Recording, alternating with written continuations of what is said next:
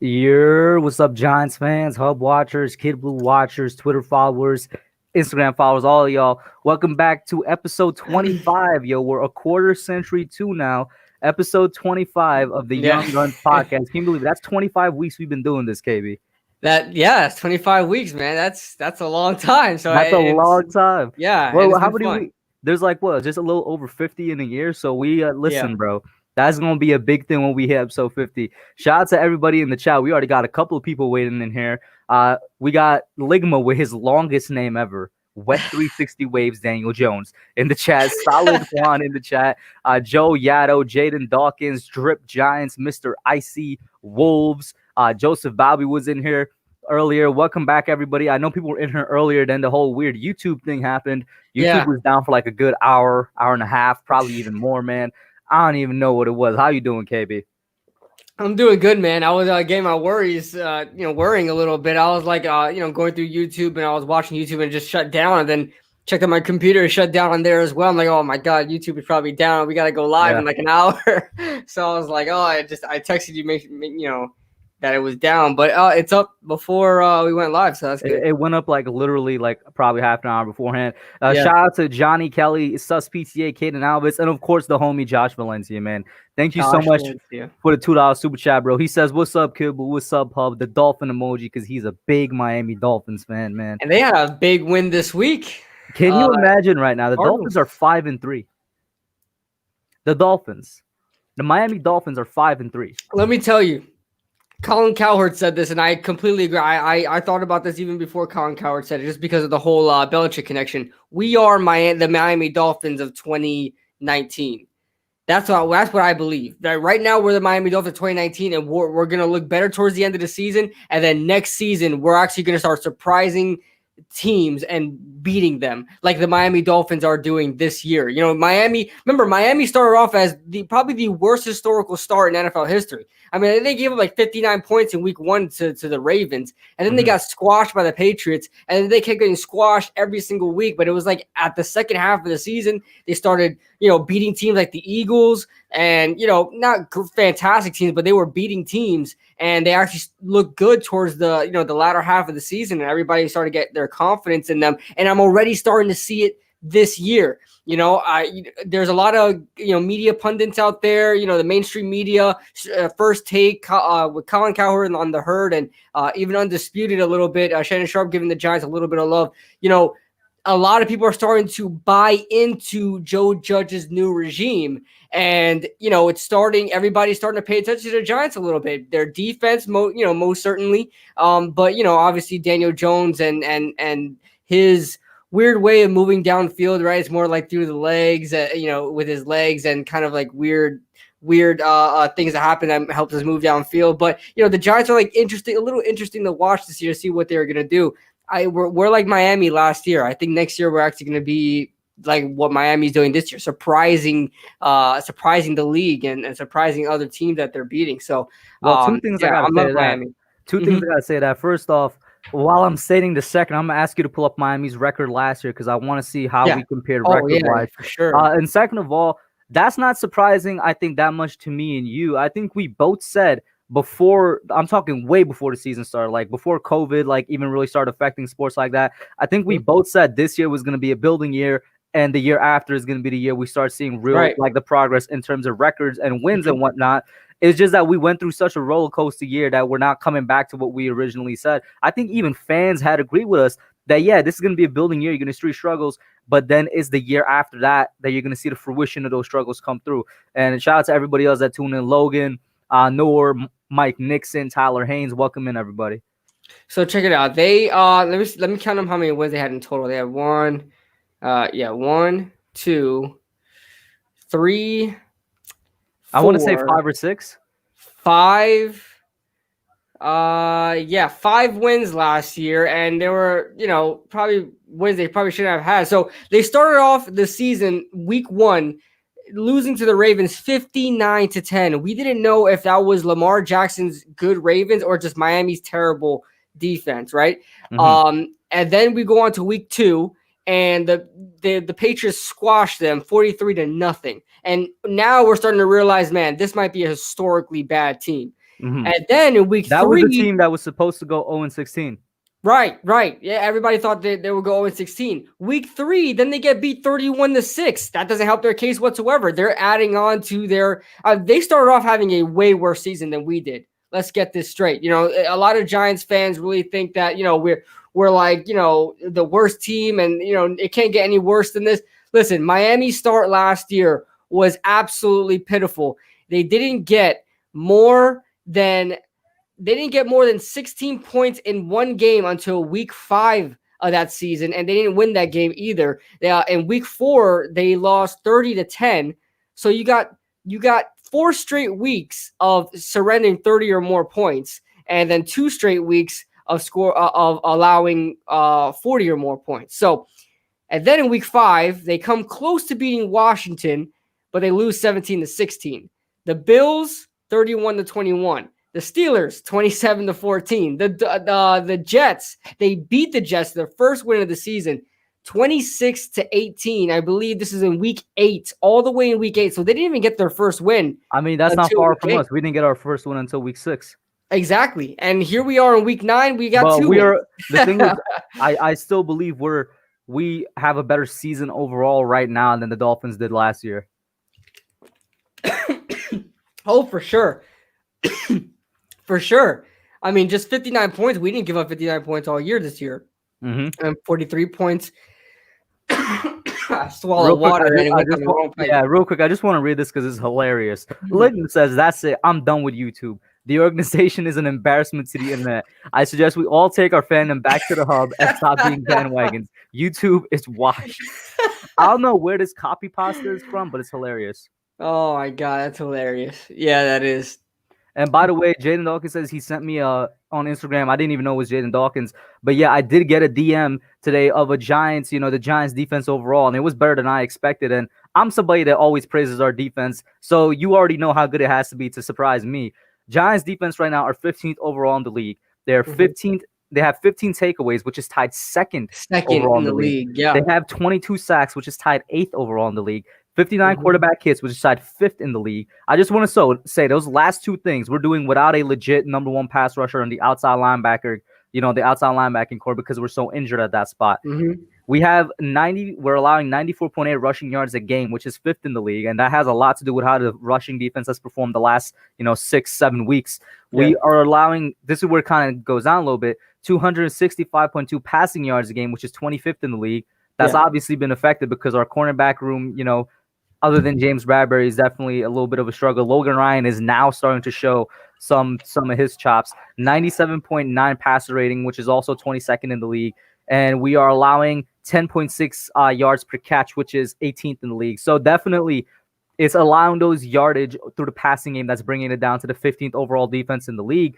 And this is why I continuously say we're actually better than what the numbers say because we're missing a lot of pieces. And I actually made a video today that we're going to be getting a lot of those pieces back after the bye week. Yeah. And I believe you made a video on it as well. We're getting a few pieces back. And here's what I like about the Giants defense. They fixed up, as I try to get my camera back in focus, they switched up, as far as where their strength really was. At first their strength was stopping the pass, where at one point they were 4th in stopping the pass. That was in that San Francisco game. They came in 4th in the league stopping the pass, and I don't know, what would you say, 23rd in stopping the run, and that totally flip-flopped. I mean, now the Giants are one of the best at stopping the run and, middle of the pack and stopping the pass. So, that being said, I like what the Giants are doing. They're adjusting. They're starting to get, a feel of what their defense is going to be, and they've been getting really good at both sides, both ways of moving the football and passing and the run game. So they've been very great. I want to actually talk about a little bit of the Philadelphia Eagles matchup and how, I'm going to make a video about this. It's going to be coming out soon, but how similar these two teams are. You look at obviously their record; they're not too far off, 3-4-1 as opposed to 2-7 right now, right? I have a couple of notes here, especially some quarterback notes on my computer. But you just mentioned about the defense. We're 15th in takeaways, at 2nd in the league. The Eagles are at 10 now. That's 5 off, but still a little similar there. As far as the sacks goes, we have 22 sacks, tied for 8th. They have 28 sacks, tied for third. They have 66 quarterback hits, that's third, opposed to our 59 quarterback hits, that's fifth. We have 8 interceptions so far this year, and they have 3. So we have a little bit of advantage there, but they're obviously a little better than us. And you can see their weak points are pretty much our weak points. Our strong points are pretty much their strong points. Their front seven is extremely strong. Our front seven is pretty strong this year. Even though we don't have quite necessarily the talent there, we've still been putting up a lot of good numbers. And then for the quarterbacks, they've been surprisingly similar this year. Now, Carson Wentz gets a lot of touchdowns. Now, he has 12 touchdowns in the passing game and 5 rushing touchdowns this year. So where does that put him at? 17 total touchdowns this year. Daniel Jones has 8. So obviously, if you want to talk about Carson Wentz, the one thing you got to mention is that he leads the league in turnovers. Right. That's exactly what I was going to get to as well. As far as the bad things go for these two quarterbacks, but that's pretty much the only outlier for these two quarterbacks. The only thing differentiating themselves are the touchdowns. And it doesn't even matter to me about Carson Wentz getting touchdowns because he's not helping the team really win games. He scored a total of 17 touchdowns by himself, and the team is still 3-4-1. So you can tell that, he's probably not the biggest factor in that. So I don't really hold too much in that. So, you look at his completion percentage, Daniel Jones, 62.4, as opposed to Wentz's 58.4. And then the yards are very similar. 1,883 yards for Carson Wentz, and then Daniel Jones 1,878. So only a matter of about 5 yards in between these two quarterbacks. The interceptions are pretty similar. 12 interceptions opposed to Daniel Jones's 9. The sack numbers are similar. Carson Wentz is sacked 32 times. Daniel Jones sacked 28 times. So these two guys, the way they're playing so far this year is very, very similar. Like I said, the only outlier being the 17 touchdowns that Carson Wentz has, as opposed to Daniel Jones's 8 touchdowns. But a lot of these things are similar. Their passing yards, the completion percentage, the times they were sacked, the interceptions, their rushing yards, not so similar. Daniel Jones had a huge 80-yard run, which helped his stats. But if it wasn't for that, they would have. If you take away that 80-yard run for Daniel Jones, they would have the same exact number of rushing attempts at 39. And if you take away 320 minus 80 is, I want to say 2,400, right? So they will be about 38 yards off of rushing yards. So they, like I said, they're similar. If you guys look at their stats and how they're playing this season, these two teams are crazily similar, especially these two quarterbacks. So I think that this is going to be a better battle this week. I think both teams are going to learn from playing the other, and this may be this is going to be a close game for sure. I think actually the Giants pull out here. Call me crazy. Okay, before we even get to that, there's a lot we got to unpack. All right, let's unpack like a little later. There's a lot we got to unpack. That's a Vance below. I think that's how the name is pronounced. I highlighted his comment just a couple minutes ago.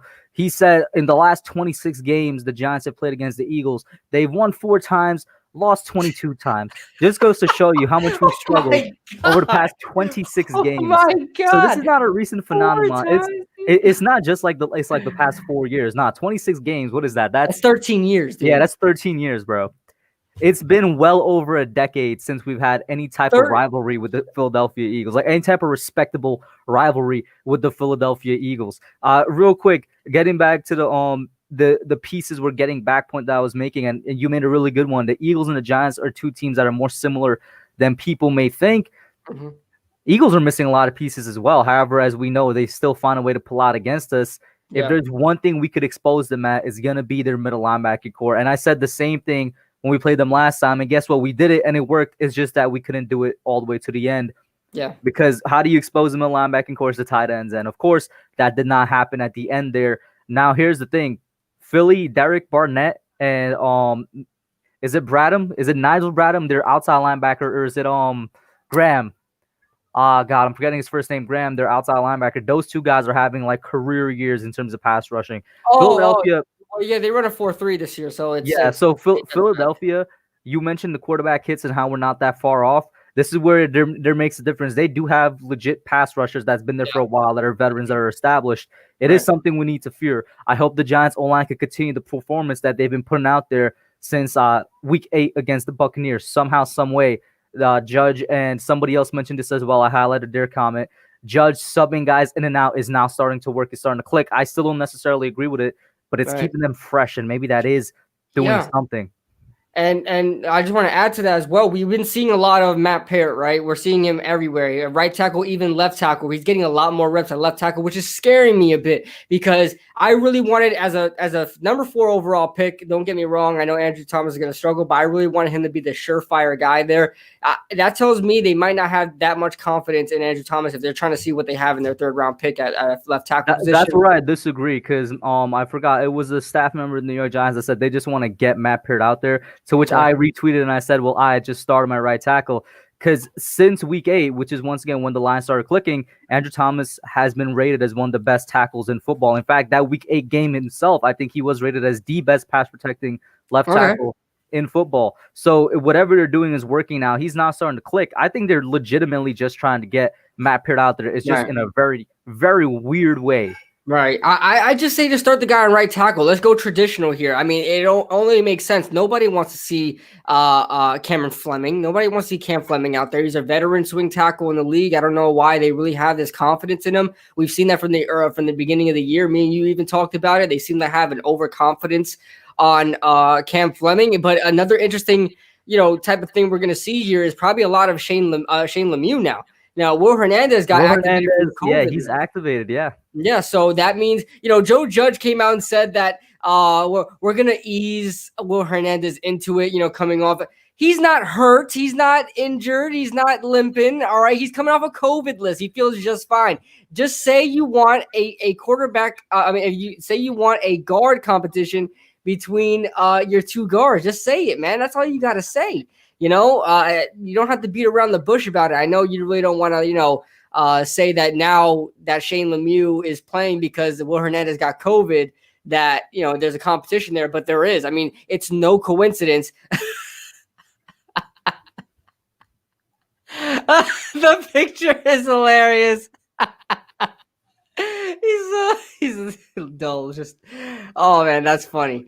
But it's no coincidence. Like I said, no coincidence. The past 2 weeks, we've been really, really effective on the interior running the ball, and I think it's a huge part of it is because of Shane Lemieux. May not be the whole reason, but Shane Lemieux might be a key piece in there to help Nick Gates and the rest of the interior help create holes for the running backs to run through. And Wayne Gallman has been just absolutely killing it in between the tackles. So what's going on, Authentic? I've seen a lot of your work, man. What's going on? Shout out to Authentic. He runs Authentic in the Beard. Go over there, check them out. Great NFC East podcast. So what you're saying, it's no coincidence that the run game has been a lot better in the interior. Pass protection from the interior has been a lot better. Just in general, the offensive line gelling since week 8. It's no coincidence that all of that also comes down to that's when Shane Lemieux has stepped in as a starter at left guard. I think a good amount of it has to do with, for some reason, somehow, some way, Lemieux just has better chemistry with Andrew Thomas on the left side. And that really begs the question, when the end of the season comes, when a lot of these big decisions are going to be made, what are you doing with Will? And for me, it's still just 2 games. And the fact that, the coaching staff sort of wants to have this competition, that is a sign, but it's still just 2 games, right? It does come down to, though, if it turns out that Lemieux isn't necessarily a better player than Hernandez, he just has better chemistry with Andrew Thomas, then you gotta put him there at the left guard, right? Right. Once again, it's just 2 games. We'll see how it plays out. But then it brings the question, what do you do with Will? And I said this before, that's a good problem to have when you have 3 starting quality guards. A really good problem to have. It's a problem that I welcome. I don't know what the solution is, but it's a problem that I welcome. Right, and the exactly what you said. I just uploaded my video like not even maybe an hour ago. That I just said the exact same words. It's a good problem to have for Will Hernandez and Shane Lemieux to play well. You want these guys out there go out there and compete and see who's going to be the better guy, because it's going to make them better at the end of the day. Now, like you said, it's going to be very, very interesting to see what you do with that. With that, you have 3 good guards there. Arguably 4 because Nick Gates, but he's playing center, right? So Shane Lemieux, he's playing great. So I have a theory. I've got 2 theories, okay? My first theory is probably the most the most plausible one, the most one that makes sense, and the most one we should probably do. Real quick, I just want to say shout out to Bobby Murphy. He's the Eagles fan. I did not expect him to be in here. Shout out, Bobby. What's going on, Bobby? But I have a theory here. Okay, the rest of the year they compete, right?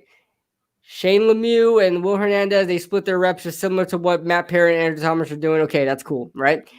Okay, at the end of the year, Shane Lemieux is playing great, and Will Hernandez starts playing well where he looks like he's still starter level. You trade Kevin Zeitler because he's the veteran and he's getting, causing the most cap right now. Trade Kevin Zeitler, put Will Hernandez on the right side, leave Shane Lemieux on the left side. Problem solved. You save yourself on cap, and you have 2 young guards there for the future. Or option 2 would be keep Kevin Zeitler for the short amount of time that we have to try to make some sort of run. I don't think that's very plausible. It's just an option. Keep Kevin Zeitler and then trade Will Hernandez. Will Hernandez probably get you like a third or fourth rounder. If he was elite, maybe a second. He would never garner a first. But so maybe a third or fourth rounder for Will Hernandez, or do you want to get like something like a third, fourth rounder for Kevin? I think they have the same amount of trade value just because the good outweighs the bad. They're outweighing each other. Like Kevin Zeitler's older and has a big contract, yet he's really good. Will Hernandez isn't as good, but he's younger and doesn't have too much against the cap. So I think a third or fourth rounder would be quite realistic for both of these guys. It just depends who you want to trade. So I think, here's the thing, right? I think that option 1 is the more realistic one in the sense that it would be Kevin Zeitler traded just because, and I made this video yesterday. Today I made the video about missing pieces that will be coming back. We'll get into that eventually. This is a nice segue into the vid I made yesterday. Cap space. We need to re-sign a bunch of guys this season. As of right now, we're projected to only have $22 million in cap space. That's horrendous. Now it ain't negative 60 like Philly has, so thank God for that. But it's still you still can't do anything with essentially $22 million in cap. You can't really do anything with that. So how do you free up cap space? You got to trade a lot of pieces, and you got to get rid of a lot of 1-year contracts. We're on a lot of 1-year contracts right now. I'm sure everybody in the chat wants Logan Ryan to come back and just be our staple at slot cornerback. I want that too. I don't know if everybody in the chat wants this. I personally want it. I want Leonard Williams back because he is our best player on the team. By far, and that is not saying he's better than Saquon. I'm talking about guys that actually played this season right now. Leo he's playing great. Out of his mind. He's playing absolutely. He's having his best season in his career by far right now. I think the most amount of sacks he has is about 6, 7. Yeah, he's projected to have like 10, 11 sacks on the year right now if he continues his production. So I would want Leo back. Either way, I would want Dalvin back. I would want both of them back. I don't know how realistic that is, but we got to get one of the two back, right? You need cap space. One of the way you do that, you trade players. Unfortunately, and I say unfortunately because Kevin Zeitler is our best offensive lineman by far. He's been the most consistent one. He's that veteran presence on the line right now because Soler opted out. I want to keep Kevin Zeitler, and I never got why people want to get rid of him. But if it comes down to the Giants, say if at the end of the year somehow, some way Shane Lemieux proves that he is a starting quality guard, the Giants will trade this guy because he has trade value, because he's the best offensive lineman we have. I think people forget that Kevin Zeitler is still a top 10 guard in the league. That's how good Kevin Zeitler is. He's still a top 10 guard in the league. He's going to take off. That's going to take off a good amount of cap, or free up a good amount of cap for us to go and re-sign some of these guys. So that very well may happen. You know what I'm saying? It just may happen. Yeah, and it's going to be very interesting to see who we keep and who we let go, because there's going to be a lot of hard. Listen, this is what I'm saying. I don't think it's a very good idea to put a new GM in here. I don't. I think bringing in, you're probably going to bring in a younger guy, or maybe you hire from within. I don't know. But either way, it's going to be very complicated to try to keep some sort of stabilization on where this team is headed, because they're building up momentum. They're building up steam. You fire Dave Gettleman now, and you bring in. That brings in. I just want to say the way the fact that you said that. I saw this comment. You could continue on because the comment. Oh, wow. Okay, Okay, so it says, I'm a Dolphins fan. I've been wondering, there are rumors going around that Giants are possibly firing Dave Gettleman, hiring a new general manager, and possibly drafting a new quarterback. Yes, that's exactly what I was about to talk about. So that's a great comment and perfectly right in time. Appreciate you, Anthony Manzano. I don't think there are rumors that Dave Gettleman is going to be fired, but he's making moves that really don't simulate that really don't signify that. He looks like he's still like trying to ownership build is his team allowing up. him to do stuff that doesn't Right. seem like they would allow to do somebody that they're gonna get rid of at the end of the year. Right. And so I don't believe we have, like you just said, we have so many guys to re-sign. So many guys could be off this team. Yet the team is building so much momentum right now. You don't want to bring in a new GM. I don't care if they're hiring from within. You don't want to bring in a new GM in here that really doesn't have the game plan in mind like Dave Gettleman does, and force him to go out and find talent with limited amount of cap space, but too much guys to re-sign. You're going to have to go out there and think about, you're going to have pressure to get a new quarterback, and just a lot can go wrong if you get a new GM in here. All of those are in favor of getting a new GM. You really have to think about that. I'm not saying you're wrong. I'm not saying, you shouldn't think that way, because I get your frustrations, but just really think about if we get a new GM in here, whether it be hire from within like Kevin Abrams, or whether it be a guy like Louis Riddick that everybody wants. So there's going to be a lot of pressure on that young GM. Odds are we're going to get a guy that's never been even close to being a GM before. And, they're going to have to make the big boy decisions. Should you let go of Daniel Jones and draft a quarterback high? And who are you going to resign? Who are you going to keep? Who are you going to trade? Are you going to restructure any contracts? There's just so much to do for this new GM that comes in here. If Dave Gettleman is fired, this team will go right back down to the bottom. We'll have to start all over again. So exactly. any momentum that you see this year will not stay here. It's gonna have to. And that's what we've been saying once again. Just like how we said, this was gonna be a building year. You brought up the Miami Dolphins comparison earlier. Everybody, I can't think of a person, a Giants YouTuber or a Giants fan that has noticeable presence on some type of social media platform that didn't say this was gonna be a building year. Next year we're gonna see the true fruits of our labor. But we have both been saying that this is why you gotta keep Gettleman. This is why you don't fire him, because despite the fact that we're 2-7, this is ridiculous. This is crazy. Yeah. Right now is still what John Mara wanted at the beginning of the season. He says, I wanted to be playing competitive football in November. We're playing competitive football in November. It's not the way you want to do it, but we're playing competitive football in November. Right. Arguably, we've been playing competitive football ever since we lost to Dallas. Yeah. Ever since the Dallas game in general. Right. So ever since we lost to the Rams, we've been playing competitive football. Right. We got robbed against Dallas. We're on track. Yeah. I'll tell you, man, we're on track. We've only gotten blown out. Listen, our team is bad. And don't get me don't get me wrong, we are bad. But I'm pretty sure me and you expected to be blown out more times than we have so far this year. We've only been blown out twice.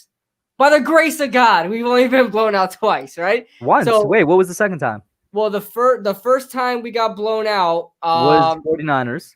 49ers. And the second time? The second time, hold on, let me was nobody else. I think we got blown out twice, didn't we? We only got blown out one time, bro. No, there was a second game that we only scored 9 points in. We got blown out, didn't we? Oh, no, that was the 49ers. Game. Hold on. The 49ers, it was like 39-9 or something. I could have sworn we got blown out twice. Maybe we got blown out once, bro. That's it. Okay, well, being blown out once, that's great. That's great news. So, yeah, you're right. Steelers was not a blowout, Maurice. I don't know why was like a 27-16 game or something. I don't know why I thought that, I don't know why I thought that. But, okay, we've only been blown out once, and that was arguably our worst game, right? Just not what is it? Unanimous decision. Yeah. That game, bad. I don't know what happened. That game, throw it away, outlier game. We've been competitive in every single other game. I'm pretty sure me and you thought we would be blown out. Against the Rams, I said we were going to get blown out. Against, what was it? It wasn't, who did we play right after the Cowboys? I think we played Washington right after the Cowboys, right? Against the Eagles, I said we have a potential to get blown out. Against the Bucks, for sure, I thought we were going to get like 40 balls. Yeah, come on. Like, this is, but Edward Chan brings up a good point here. Shout out to Edward. He says, I'm just saying, if we make the playoffs, we are screwed. Because that puts us in 21-32. So give me your thoughts on that. Right. That does suck. That will be, that would suck if we make the playoffs and we're like 4-12 and we get pick 21. That might not be in the Giants' best interest, man. It might not be in the Giants' best interest because think about it. The difference between playoffs and not can be a whole like 15 draft spots. Mm-hmm. So That's crazy. But hey, man, when I say, if you got a shot, you go for it. And that's just who I am. I can't, everything in me, I want to see the Giants get a good draft pick, but everything in me is like, nah, we got to go for it. If we have a chance, we're a game and a half behind right now. We win this game against the Eagles. We're a half game behind. I'm going for it, man. I want to go for it all. We probably won't win it, but I want to see what happens. So that brings me to my question. Is this a must-win game? Like, would you define, and I guess this was for the chat too. Chat, give me a Y for yes, an N for no. A simple thing. Right. And this, I'm gonna let you go real quick. I just want to say it depends on what you think about the team right now. Do you think the team is really close, or do you think the team, should be better than what we are right now? And then if we get that chance, we're gonna do something, or do you think that we have a long way to go, so just get the draft pick? You know what I'm saying? Right. And I think everybody's saying no. We gotta go for this thing. Everybody, I got a bunch of Y's in the chat. Everybody said we gotta go for this. Listen, this is a must-win game, because if we lose this game, then we drop to the 3 losses in the division. And you don't want to have 3 losses in the division when you're trying to win the division, especially in a tight race like this. Yes, it's a bad race, but it's still a tight race. And you don't want to be 3 losses in the division, because the most wins you're going to get is splitting even in the division. All right. So you don't want to, be like, the Cowboys probably going to go, like a 4-2. Listen, bro, the Cowboys might not be winning a game for the rest of the season. Let's just get that out there. I use a bad example. Maybe the Eagles, right? They may be able to get some division wins on us, and they have the division lead right now. That will be crucial in our race. We need to get these division wins if it's going to help us at all, because we might. I just want to say, Jackson Twins, if this somehow happens, I'm celebrating like. First of all, if we make the playoffs, I'm celebrating like we won the Super Bowl. If we make it to the second round, yes, I'd probably die of excitement. I'd say Joe Judge Coach of the Year. Joe Judge Coach of the Year. We make it to the second round of the playoffs. Saying that, bar none. But so Bradley also brings up a good comment. He's been saying this for a while now. I've been trying to get to his comment. Are you familiar with this? 10:39 in the first quarter against Washington. Listen, all I know is that Andrew Thomas has been getting a bunch of pancakes, all right? Listen, he did it again. Against Chase Young, right? Not a pancake. He did it again. The one-arm swipe. Yeah, the one-arm swipe. Yo, for those of you that don't know what we're talking about, right? The signature move. This is Andrew Thomas's signature move from college. This is what got a lot of us. This is what got me, KB, and Bradley hooked on Thomas. I'm going to let you explain it. This is his patented move. He did it again. I was in shock. I was watching it. I was like, he did it. And then Bradley, one of Bradley's comments, I just said, hey, look at 10:39 in the first quarter.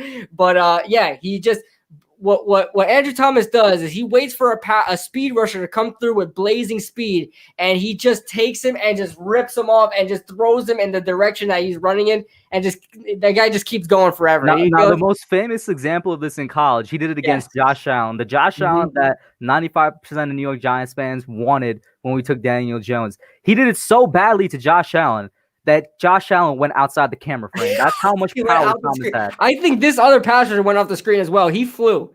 He flew. And now nobody's talking about it. Let me see if I can bring it up. I don't know if I can bring it. I got NFL Game Pass here, but let me see if I can bring it up here. But yeah, Thomas did it. And it goes back to what I said earlier. Since week 8, since the offensive line seemingly out of nowhere clicked, because I say out of nowhere because it's really a 180 switch from the way they were performing the first 8 weeks. Not only has the offensive line as a whole been performing better, Shane Lemieux getting in there, the left side is performing better. Andrew Thomas is playing the best football by far so far his rookie year. A lot of things are starting to click. Right.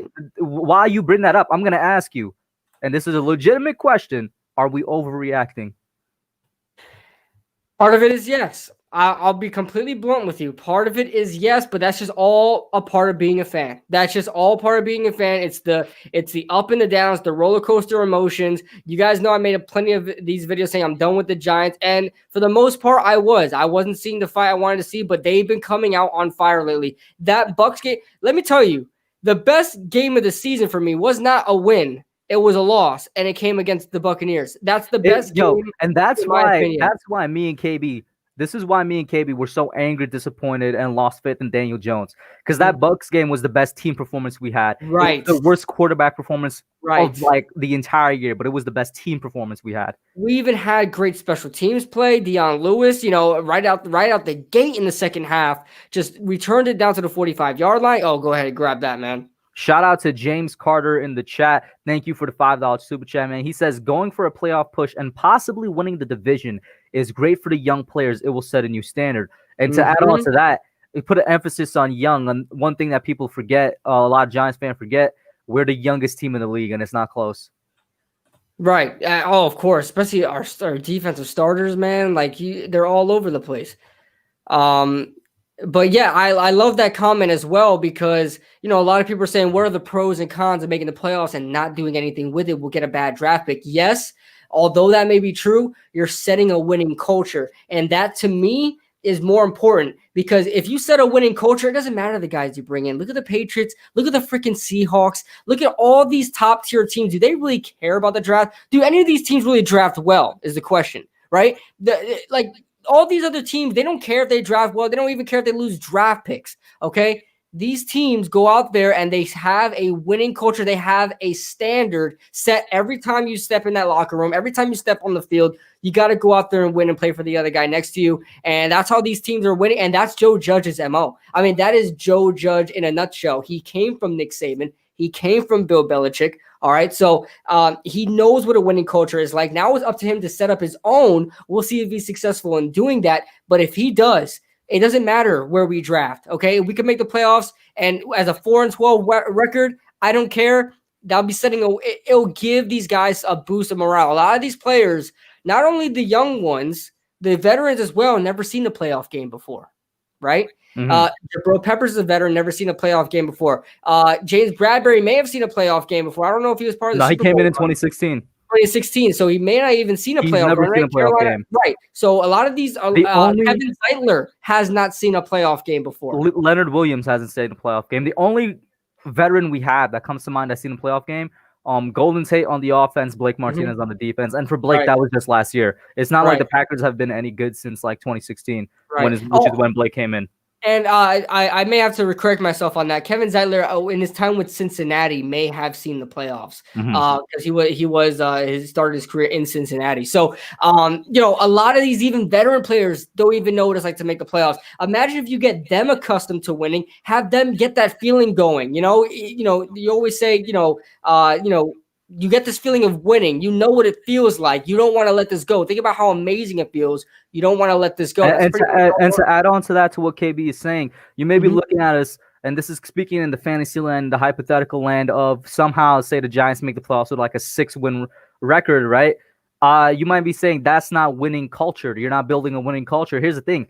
Being in the playoffs, no matter what your record is, establishing that winning culture. The more important thing is playoff experience. We say it in every single sport that you watch: playoff basketball, playoff football, playoff hockey, playoff baseball. It's different from regular season versions of those sports, and you have no idea the positive effect it could have on young, impressionable players. Is something that's honestly, I think, is more important to have than maybe trying to intentionally lose games so that you get a higher draft pick, or maybe trying to not go out there and do your best. Playoff picks 2-3 years. We've been trying to carry over momentum.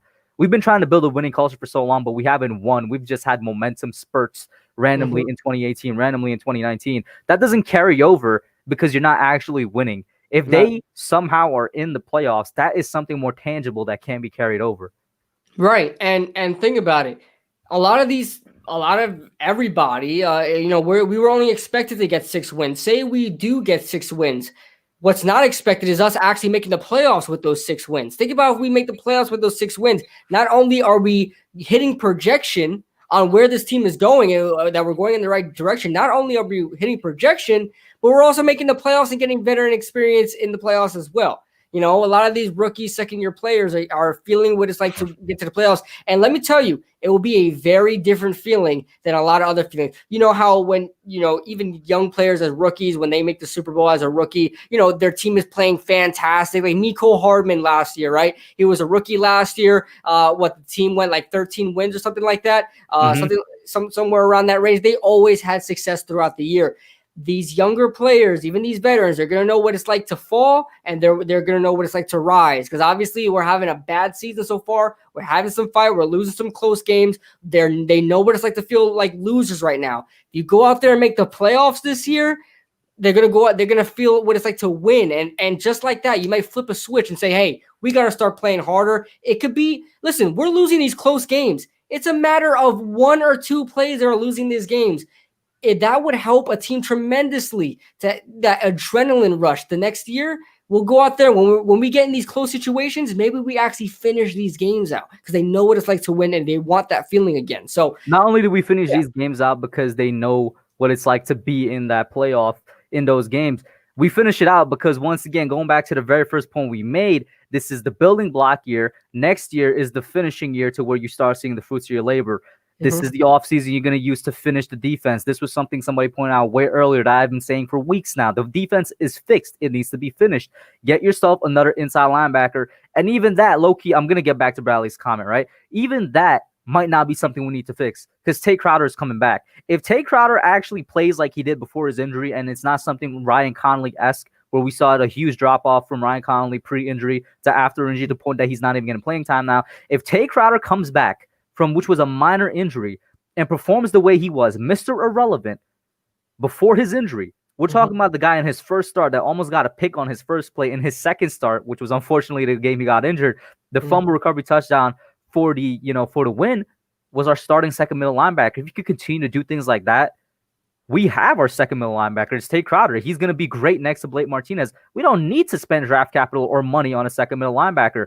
Then our middle linebacking core is fixed. I think our defensive line is fixed. We're going to have to retain 1 or 2 guys. It's definitely going to make us take a hit, but the defensive line is fixed. What's left to fix? Outside linebacking core, which is 1 pass rusher. We just need 1 legit pass rusher. And then secondary, which we need a second cornerback. The defense is finished. So that's what this offseason is for. Because the offense needs to be fixed. The defense is fixed. It's the offense that needs to be fixed. And then that's going to help them close out these games that we're not closing out right now. I might be crazy, but I don't think we're that far off. I don't think so either. And everybody's starting to recognize that as well. Like non-Giants fans are starting to recognize that. I've seen a bunch of my friend, actually, my Tampa Bay friend, after the Tampa Bay game, and they started talking about the Giants losses, and the commentators started talking about all the close losses. He's like, hey man, I didn't even know you guys lost these close games. I didn't know how close you guys kept it with all these teams. He's like, they're making you guys seem like you're the worst team in the NFL. All the power rankings have you bottom in the league and stuff like that, but yet we're keeping it close with these better teams. And as we've later discovered, we've only got blown out once by the 49ers. All right, these are the runner-ups of the Super Bowl. I know they got blown out themselves, but still. All right, so let's get the Bradley comment real quick because I don't want to scroll up. He says, KB, I asked Hub this already. Yeah, I answered this yesterday on my last live stream. He says, I'm sold that Peppers is Judge's and Graham's safety blanket on this team because they just letting Jabril go out there and roam and do whatever he wants. Yeah. I said that the last stream that we had. They're letting Jabril Peppers do whatever the hell he wants, and I'm all for it. He's a guy that really is not limited to much of anything. Now, his cover skills aren't fantastic, right? Like Landon Collins as well. These box safeties or coverage isn't fantastic, but it's good. He's got good coverage, a lot better than Landon Collins, by the way. But is he a complete field general? No, but he does everything pretty well. So I don't mind it. Let him do what the man wants to do. Yo, shout out to Esteval Maximo, all the way from Brazil, man. What's up, man? He says, saying all the way hi from Brazil. Saw you through Chris's and really enjoyed the stream. We can't say no to a first-round cornerback if he's the best player available because of a recent failure. So here's the thing. For us to even be thinking about a first-round corner, that somehow means we're drafting middle of the pack in the draft. Because Patrick Surtain, I think, who's the best corner in the draft. I don't know if he's necessarily a top 10 pick, but I'm not drafting corner in the top 10, which is if we don't make the playoffs, what we're going to be picking. Right. I agree with you. And like I said, I know of some of the prospects. I really want to see where everything falls in order about, the draft order so far and who has higher capital over another. But it's going to be very difficult to see, exactly where we land and who we should pick in those landing spots. Cause there's a couple options we can go. I don't know why, but I'm falling in love with Ja'Marr Chase. And I've told myself time and time again. I'm like, I want Chase. I want Ja'Marr Chase now. Yeah, I legitimately do. I've told myself time and time again, I don't want a first-round wide receiver. I've always preached against it. Even last year, I said, "Dear God, I'll be pissed at the Giants if they get if they get an early round receiver." I'm talking from first to third. I don't want an early round receiver. Not that I said I didn't want one at all, because it appears we did need something, later on in the draft. But I didn't want a first round receiver. So especially ever since Odell Beckham happened, just realizing his time with us. I mean, he really didn't impact. He's one of at the time he was with us, he was like a top 3, if not one of the best receivers in the NFL right now, at that time, right? He should have helped us win games, but he didn't. I mean, he really didn't. He wasn't clutch. He's a wide receiver. There's only so much you can do as a wide receiver. Well, so the difference is now we have a pretty damn good defense. Like 90% of the time Odell was with us, we had a terrible defense. Yeah, exactly right. Mike Nixon says, my hot take, we are beating Seattle. Here's why.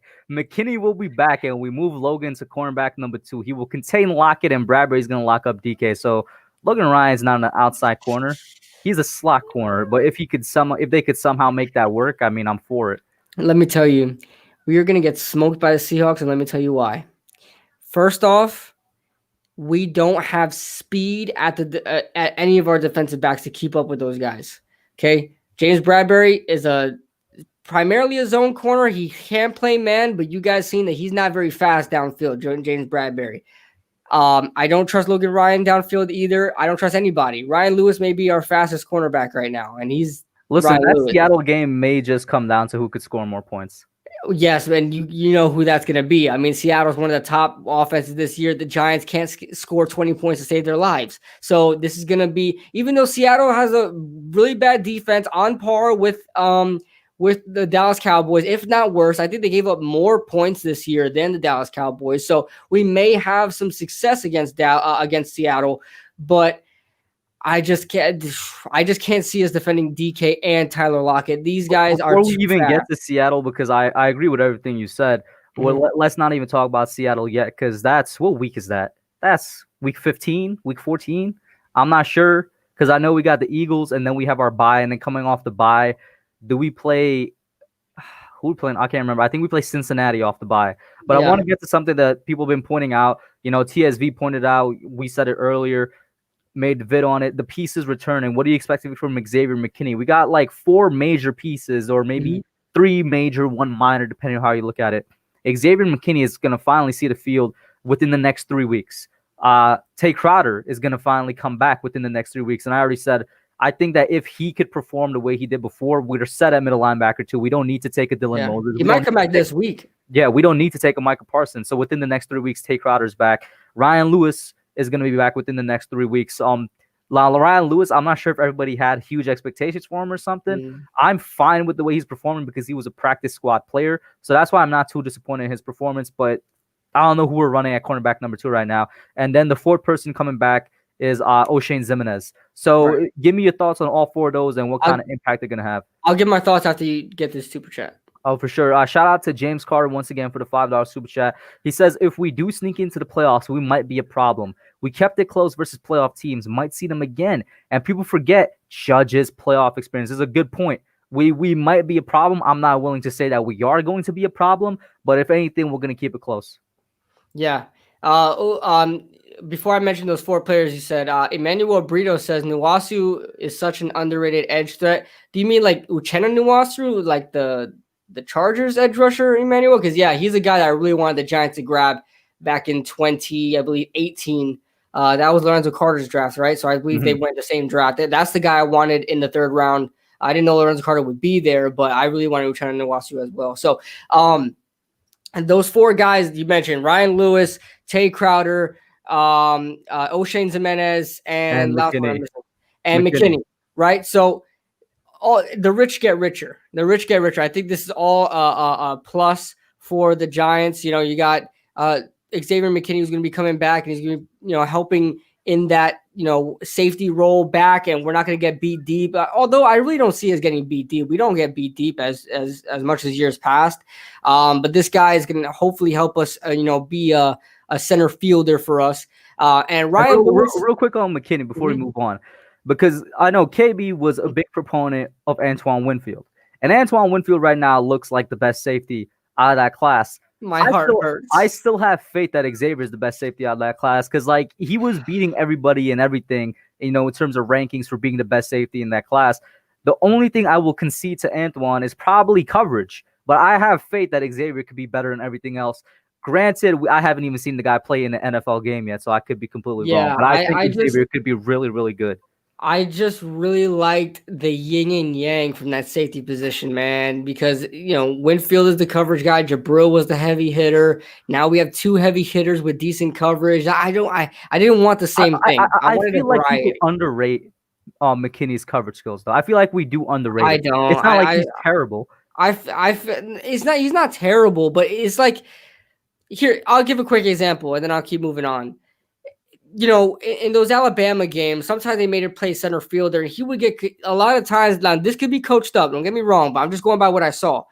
He would get caught up in a lot of routes. You got vertical plays coming at you. He would get very confused of where to go and and who to hit. And by the time he realized where the ball was going, he was too late and he got beat deep. This happened plenty of times in Alabama, more than you would like, especially from an Alabama player being a high prospect. So it was concerning to me. I felt like they were putting him in a position that he really didn't fit. He was really good in the box. And I'm like, damn, we already have Jabril Peppers.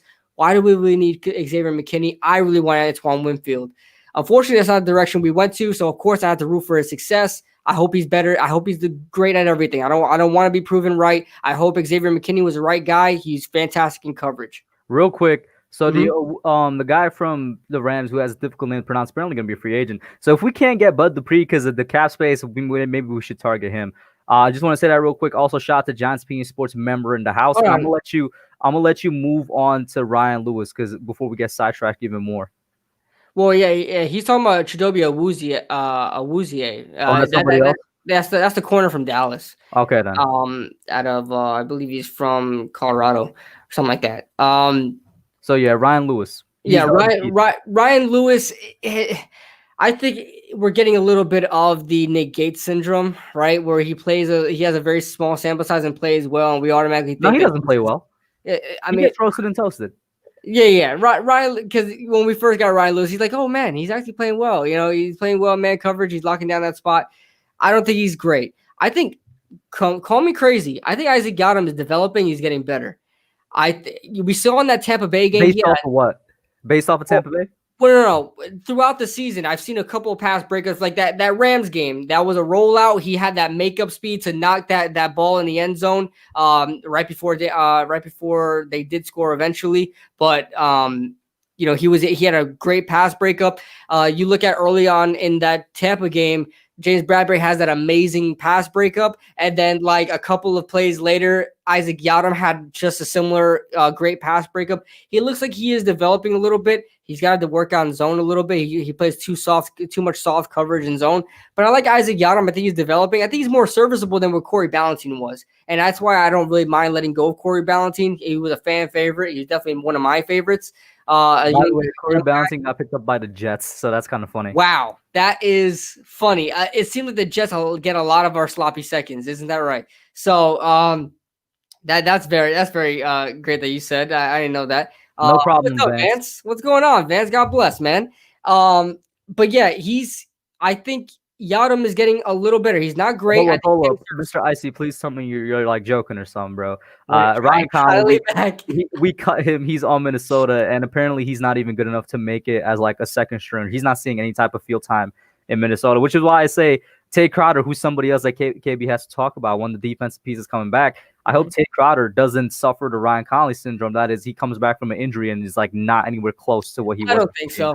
I don't think so because Ryan Connolly is coming off like a torn ACL. So I mean, I don't think so at all. I think Tate Crowder will come back just fine. My only thing is that Tate Crowder, he is still a very inexperienced linebacker. Remember, he just shifted to this position so what do you think about this? And I proposed this in my video. Mm-hmm.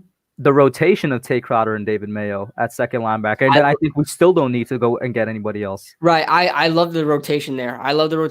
You got the heavy hitter and David Mayo. You could put him in on the running downs and the passing downs. You put in Tate Crowder, and you got Blake Martinez as the surefire guy that's always taking snaps, as he's taking 99% of the snaps this year, as he's always done in his career. So I love the rotation there. I think Tate Crowder is going to be a big, intricate piece in that defense, because obviously there's a little bit of a liability there. Devontae Downs doing what he can in coverage. He's not that great. Shout out to Devontae Downs, by the way, because the last time me and KB streamed, I was like, I hate this dude, and then he makes a play immediately. Yeah. He's been playing.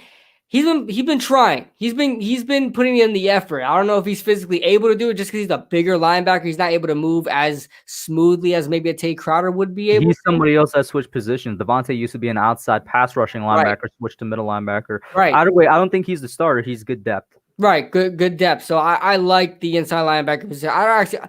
Some people have it as a weakness or a need in the draft. I don't think it's a need at all. I think we fixed the inside linebacker. That's what I'm saying. I think that it's not a need, and it's what I've been saying all along. I don't think it's a need if Tate Crowder is what he was before the injury, because that means that he develops into something better, or we just have the rotation of him and David Mayo, and we don't need to draft a Dylan Moses. We don't need to draft a Micah Parsons. We don't need to spend money on some average middle linebacker.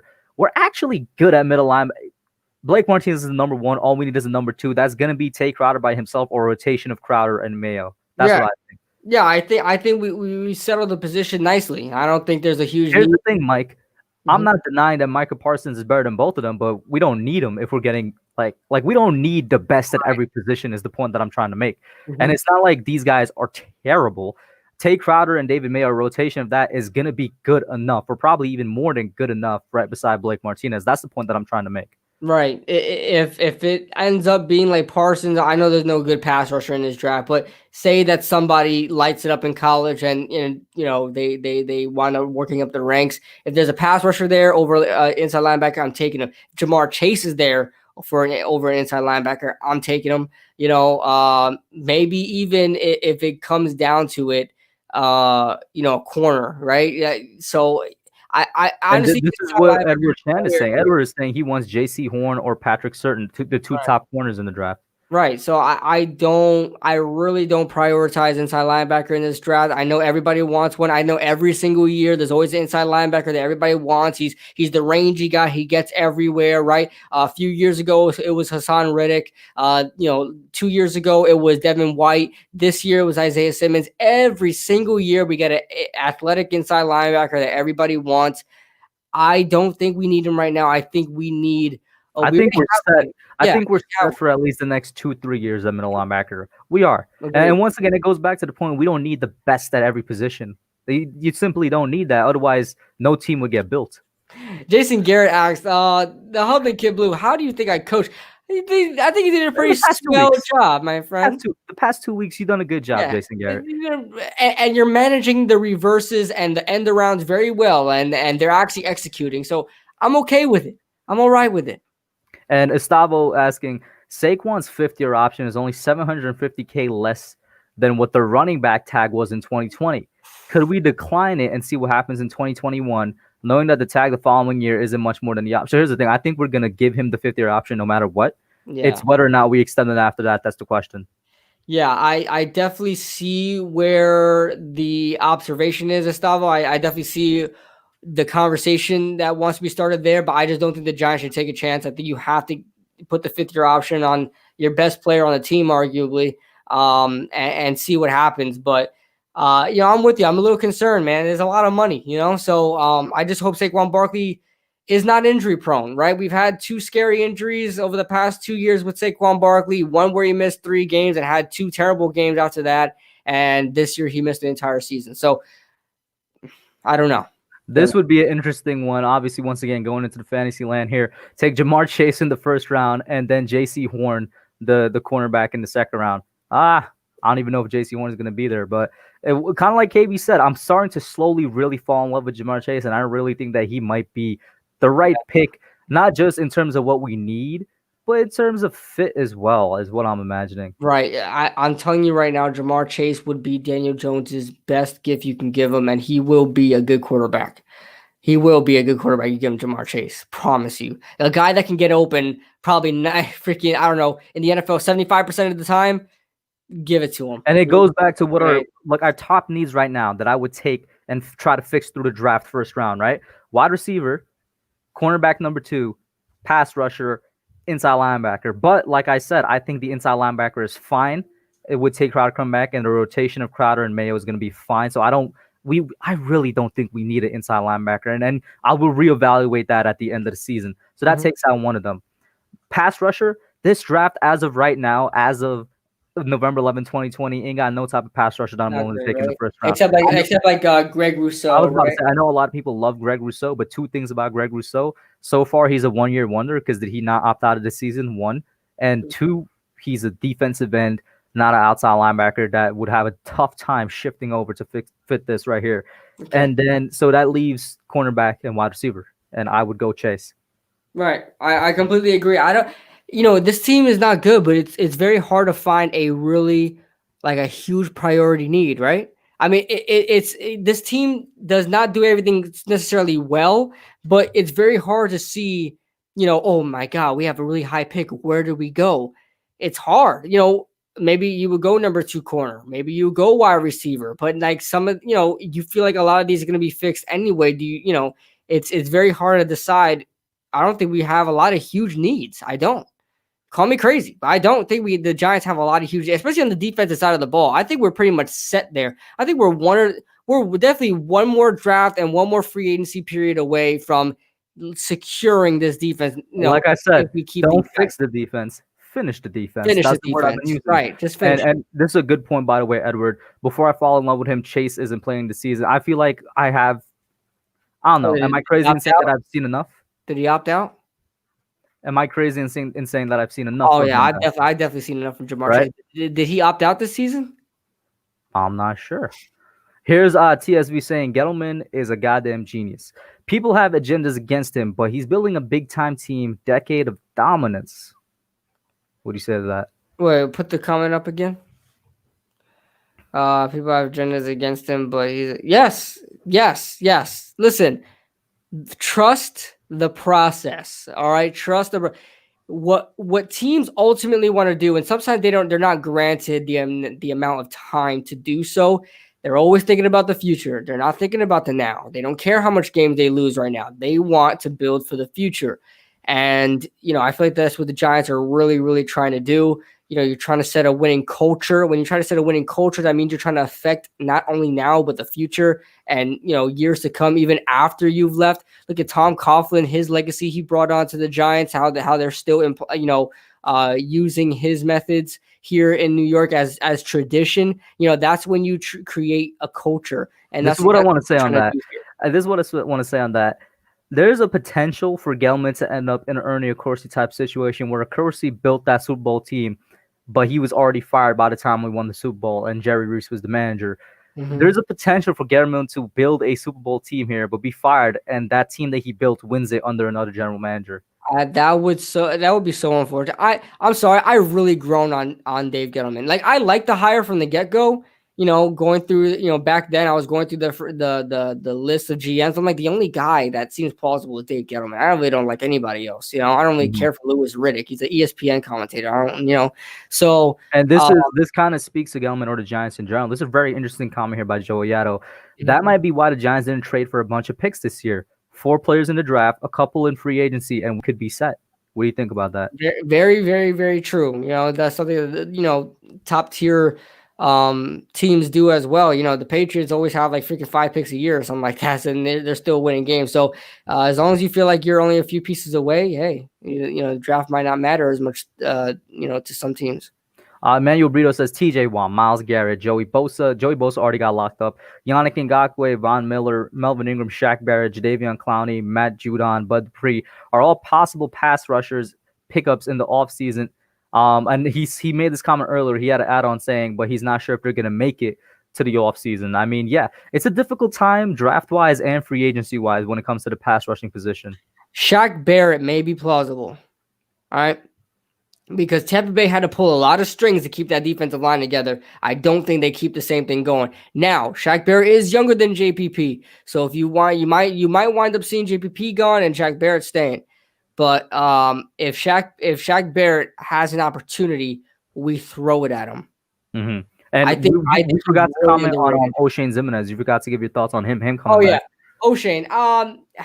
Listen, man, I thought he was going to do something this year. He's working out with OC Minor. It seems like to me, OC really screwed up his game because he's Oh, not I just playing. want to say, KB, I hate to do this because it's honestly not a good thing to do right now. Because like you said, we hope O'Shane would progress.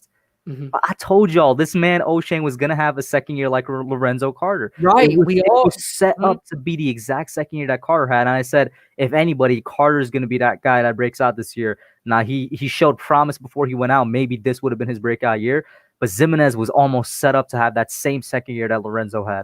Right, and I'm still so upset, and it's like I forgot that Lorenzo Carter's on the team because he's been out for so long. But I'm really upset Lorenzo Carter was out. I was really rooting for him this year. Every time the Giants force pressure, I'll be like, let Lorenzo Carter get it. Let Lorenzo Carter get it. To try to build Joe up. Judge is in the. We had Jason Garrett earlier. Now we got Joe Judge in the house, bro.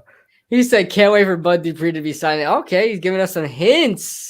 Bud Dupree to the Giants. I like it. How much money are you giving him, Judge? That's the real question.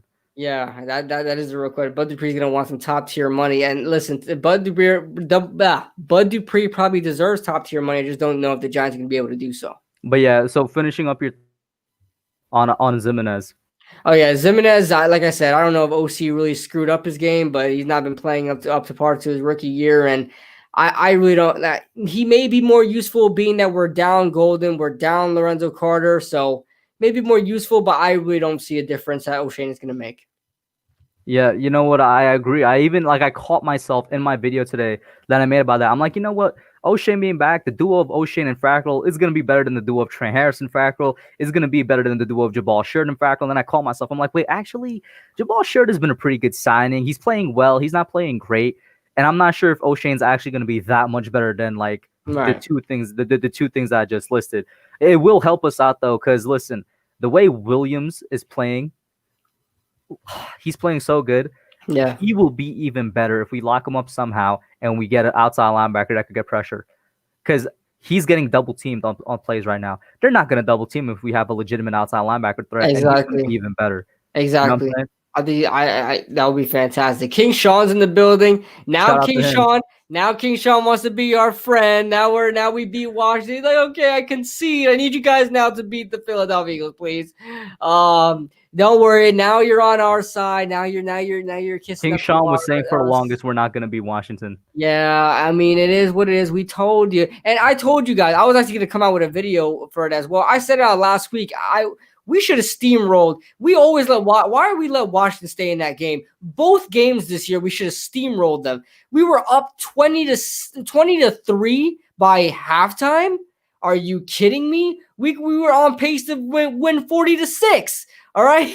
We should have put up way more points. We scored 3 points in the second half. We let you guys come back. The Giants had no business, or the Washington Redskins had no business staying in that game or coming back in that game. We should have steamrolled them. I said it last week on the podcast, and you everybody in the chat was like, "Oh, slow down a little bit, KB." No, I really thought we were going to steamroll the Washington football team, and for the most part, we were, but we let them come back.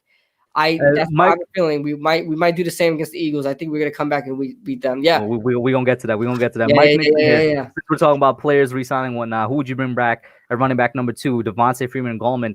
Didn't think I would say this at the beginning of the year, but I'm going Gallman. And this goes to show everybody in the chat that says I hate that I'm an Evan Ingram hater.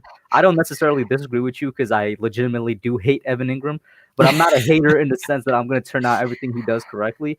There is a way Evan Ingram can redeem himself. I just think his chance is passed. You see now, Gallman, when he had his chance, he redeemed himself. He took his opportunities and literally ran with it. Evan Ingram has not done that. Evan Ingram, I love what you said about Wayne Gallman, because ever since we drafted Wayne Gallman, I've disliked Wayne Gallman. I liked him, like I wanted him to get more opportunities, but it would piss me off every time he'd get his opportunities and fumble the ball. Okay, he was always dropping the ball. He would always try to bounce it out like Saquon, and it would go nowhere. So he's really redeeming himself. They're saying, hey, Gallman, we need you here. Devontae Freeman, who we just signed, is gone. Saquon obviously is gone. We need you to be the bell cow here. Deion Lewis is not going to be good enough. So he's like, all right, got you, fam. Let me help you out, especially in the interior. He's a hard runner, man. For a wide receiver type build, coming out the draft, they were saying he's a hard runner. I'm like, look at this guy. This guy looks tiny. How is he a hard runner? But he is a hard runner, especially he's not afraid of contact at all. You see it. He's not afraid to lower his shoulder and hit somebody. So I would love to re-sign Wayne Gallman. I think he's a perfect – listen, this year definitely shows whoever's going to be calling the plays next year. I don't know what happens next year, right? You wish to have everybody intact as far as coaching staff goes. You learn now Wayne Gallman is a weapon because Ben McAdoo's era, Pat Shurmur's era, nothing for Wayne Gallman. It was garbage. Wayne Gallman never got an opportunity. So now he's getting the opportunity. Now he's actually becoming the running back that, we thought he was, that we drafted in the 4th round out of Clemson. Exactly. And we got a good question here from XFlaw. Stat predictions for Dante Pettis. And in the wide receiving corner, I'm going to let you say Dante Pettis first. Okay. And then please address this second, because this might get you a bit excited. Austin Mack, the wide receiving core seems to finally be coming along. But please go to Dante Pettis first, and then the rest of the guys. Yeah, we're going to talk about Austin Mack because people call me crazy. But Dante Pettis, you want me to give a yearly stat prediction or this week? Let's go with this week. Okay, this week, 2 receptions, 18 yards. I don't think he's going to be much of an impact. You want me to go for the year? The year, 10 receptions, 72 yards, and get knocked out for the rest of the season, because that's exactly what I expect from Dante Pettis. And if he does finish the season, I'll be glad for it. But Dante Pettis is another Sterling Shepard.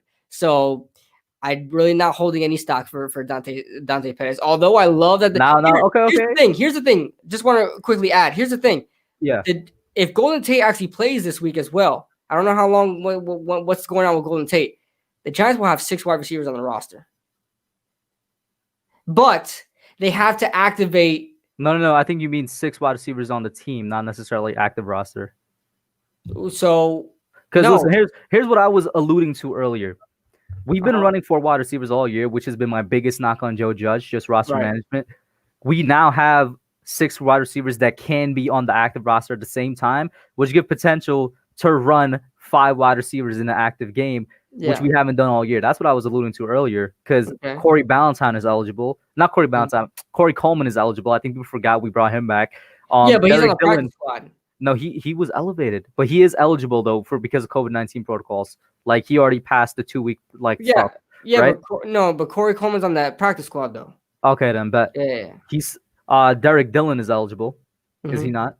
Right? Yeah. Of course, Austin Mack. I think CJ Board is gonna be the guy that just falls out if we ever shift this up a little bit. But that's what I was alluding to earlier.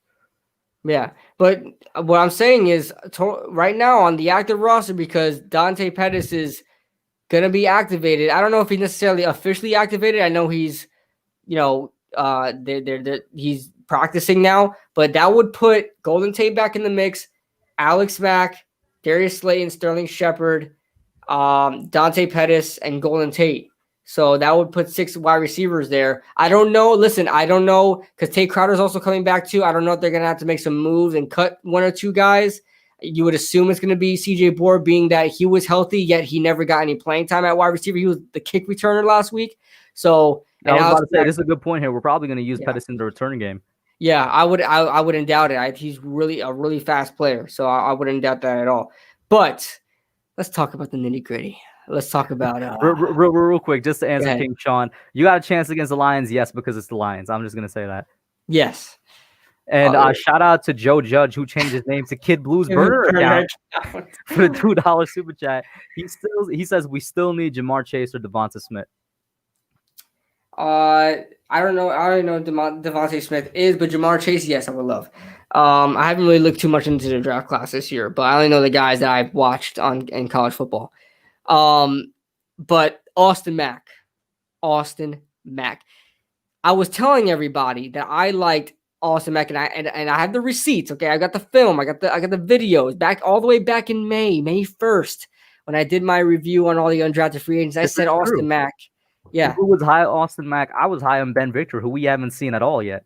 Yeah, I said I thought Austin Mack was the better fit in the NFL, not because of size and speed. It's not all about that sometimes. Sometimes it's just about you making a play on the ball when all the odds are against you. And Benjamin Victor really benefited from his size and speed, but really didn't take advantage of it. Austin Mack was 6'2", only 2 inches shorter, about like another 20 pounds heavier. And, he's able to beat press man coverage. He catches the ball in traffic, which is exactly what he was doing last game. He had 3 catches in traffic and held on to them. So he did a great job there. And his route running ability is okay. Like that 50-yard run was really more so play calling. Grab that as well. Shout out to Kidblue's burner account, $3 super sticker. So it doesn't show on streaming, but I see it here on my second monitor. I'm gonna imitate it. This is my first ever super sticker. It's a gigantic thumbs up. So thank you. And by the way, smash that thumbs up, guys. All right, but yeah, Austin Mack, I made the video today. I posted about an hour ago. I said Austin Mack may have just proved me right because what he did in that one game in last game, exactly what I said he's going to be successful in is catching the ball in traffic and being that safety blanket for Daniel Jones because we're not going to get a lot of separation. That's just what this offense is not about that. I think what surprised everybody though, Kidblue, was on that big play, that 50-yard catch, his separation. I don't think that's anything we expected. Yeah, he definitely only got the separation. Like I said, he beat cover 3. It was a really bad breakdown in coverage. We had Jason Garrett is getting better at these play calls, and I don't want to dwell too long on it because I don't have the film in front of me, so it'll be harder for people to play along and imagine. But basically on that play side, you had Evan Ingram lined up, and they were like a snug set. They were very, very tight together at the offense, at the O-line in the slot. And you had stacked up, you had Evan Ingram and Austin Mack. And Evan Ingram went straight and just bolted on a seam route. And then what Austin Mack did was take an out route to a go route. So it kind of was delayed a little bit. And what had Evan Ingram went straight up, and it was a cover 3 and grabbed that boundary corner that on the cover 3, the boundary safety, the guy who's supposed to be covering the deep right side of the field. He went on Evan Ingram, and the guy in the flat was covering Alex Mack, but the guy in the flat didn't realize that Alex Mack hit the go route after he hit the out route. So it was a breakdown in defense. It was a fantastic play call against cover 3. And I said L. It was a fantastic breakdown against cover 3, and Alex Mack took advantage of that. But I really love how Alex Mack stuck with the ball, caught the ball, and kept running. He did what he had to do. The route wasn't fantastic. It wasn't eye-opening. It wasn't great, but he did what he had to do, and it worked out. So fantastic play by Jason Garrett, and great play by Austin Mack. Now, Edward Chan is saying what we kind of addressed earlier. I asked this question, are we overreacting? Kidblue admitted, yeah, a little bit. Just a little bit. It is just one game. But listen, Edward, let us have just a little bit of fun with it, though, man. I think we all realize that it is just one game and that everything really hinges on this Eagles game coming up. Let's just have a little fun with it. Now, this might be having a little too much fun here. This man says we're going 7-9. I'm calling it right now. That is not my burner account. I repeat, that is not my burner account. Mark Primetime, shout out to him. He's a Cowboys fan. He says, I guarantee you my Cowboys won't lose this weekend. He hate me. That's a big guarantee, man. Who are they playing this week? Let me pull it up. Cowboys. They are playing the Vikings. No. Dalvin Cook is going to have 500 yards rushing. He just had a 200-yard rushing day, and Dallas is like one of the worst teams at stopping the run. They allowed 300 yards from Cleveland alone. Okay, Dalvin Cook. If you have Dalvin Cook on fantasy, start him. I'm sorry, Mark. I love you, Mark. Mark Primetime, one of my greatest Cowboy supporters on here. This man, King Sean, said I gotta stop acting like a Giants fan. King Sean is a Washington fan, by the way, chat. Yeah, he's a Giants fan this week. I'll tell you that much. He's a Giants fan this week. We got my burner account in here. This is my actual name in here. Somebody's exposing your government name, man. Hey, you forgot the Optimus Prime. You forgot the Optimus Prime. You forgot the Optimus Prime picture. Shout out to Joe Judge again. for the $3 super chat. All right, bro, you could read this one. Jabril Peppers. He showed out on Sunday. Yes, he did. He did show out on He was Sunday. really good in coverage. I'll tell you that, man. Man, listen, Jabril, once again, the coaching staff is just letting him go all over the place and do whatever this man wants to do. Mm-hmm. That's simply what it is. He's just working out. That I think, and it's weird because at the beginning of the season, real quick to point this out, Jabril Peppers was being very close to me calling this man hot garbage at the beginning of the season. He couldn't tackle to save his life. He goes out with he goes out with the minor injury, comes back, and all of a sudden he's way better than he was before. Right, yeah. He's having a fantastic year so far. I just hope he stays healthy, man, because a lot of people were saying, and I talked to a Michigan fan as well. He said the only thing holding Jabril Peppers back is those injuries, man. He suffered them in Cleveland as well. I just hope he stays healthy. Exactly. So let's talk a little bit about Golden Tate. I've seen Mike Nixon spamming in the chat, cut Golden Tate. We're not necessarily spamming. He was like, I'm screaming, cut Golden Tate. So chat, this is another thing. Press Y for yes and for no. Do you want to cut Golden Tate? And let's talk about it because I think it's been amplified given that we sat him. It was an active decision to sit him against Washington. And then the guy who technically replaced him was Austin Mack showed out. Your stance on it, or when do we do it actually? That what? Wait, say that again. You kind of cut off. Cut Golden Tate, yes or no? Oh, cut Golden Tate at the end of this year? I'd say so. Of course, I said this from the beginning, and everybody kind of over exaggerated when I first said it. I said, don't trade Golden Tate yet. We need him just as a weapon for Daniel Jones to develop. But after this season is over and we have the opportunity to revamp this wide receiving core, whether that being in Jamar Chase or a free agent or draft a wide receiver late, doesn't matter. We'll be able to revamp the wide receiver core. We don't need Golden Tate anymore. But we needed him this year. So that's why I was opposed to trading him. But I don't mind getting rid of him. I don't care if we necessarily keep him because I still think the Giants will revamp the wide receiver core anyway. Don't really care if we necessarily keep him. But, of course, it would help us with cap, right? I think that's probably the biggest, biggest. It would help us with cap if we trade him. If we cut him, there's dead money. Right. It would, but at the same time, there's dead money, but we'd still be able to save some bit of money. But hold on, we have to see how much the dead cap is this year because how Dave Gettleman structures his contracts. Usually, it's the third year where things start to get a little light on dead cap. So real quick, just to say, most of the chat was saying no, and I think a lot of them were saying no because of what you were saying. We still need him right now. At the offseason, maybe that's when you consider getting rid of him, whether it's a cut or a trade. I agree with you. I think we still need him right now. I don't like the way I don't like the way the situation has been. At first, I was on Tate's side. I agreed. I even pointed out to Kidblue during that Bucks game. I was like, there's no reason we should be targeting him this little. Right. Don't like the way it turned out, but he had a point. We still could use him. Absolutely. You know what I'm saying? We still could use him, but past this season, his contract is definitely going to be something we cannot have on this team, especially for the production that he's given.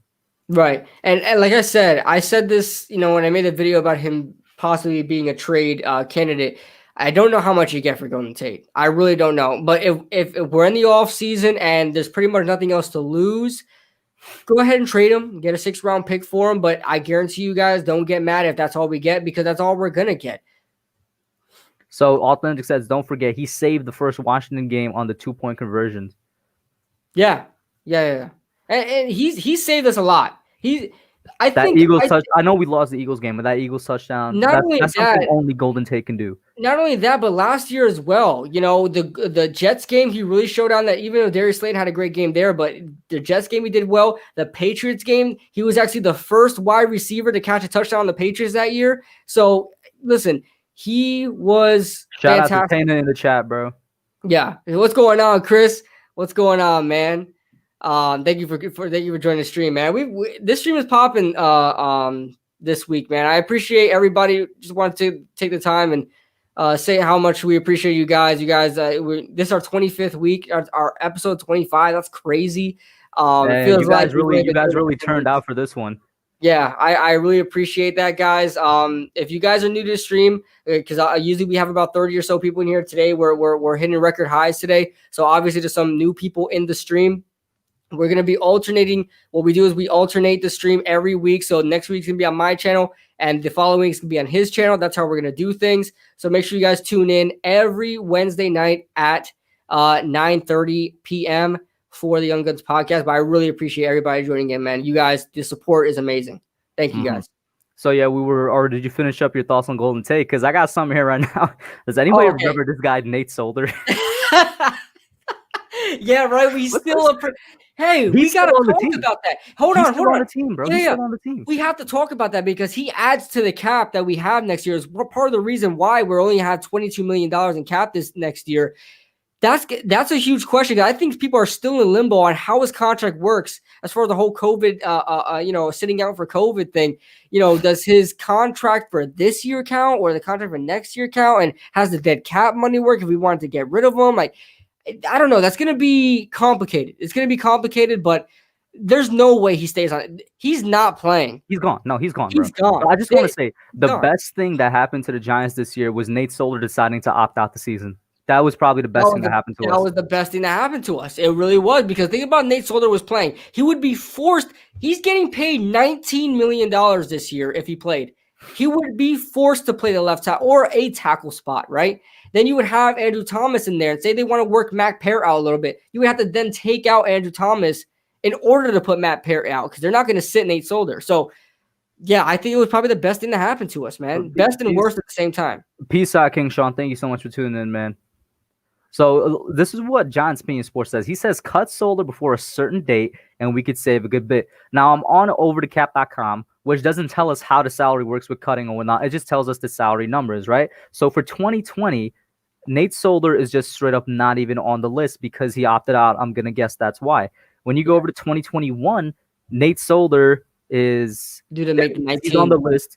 He's making 9.9 as his base salary with 6.5 mil as a bonus. So that brings it to a total of $16.5 million. His dead cap money would be 10.5, I think, if he's cut before June 1st. And then if he's cut after June 1st, it would be $6 million.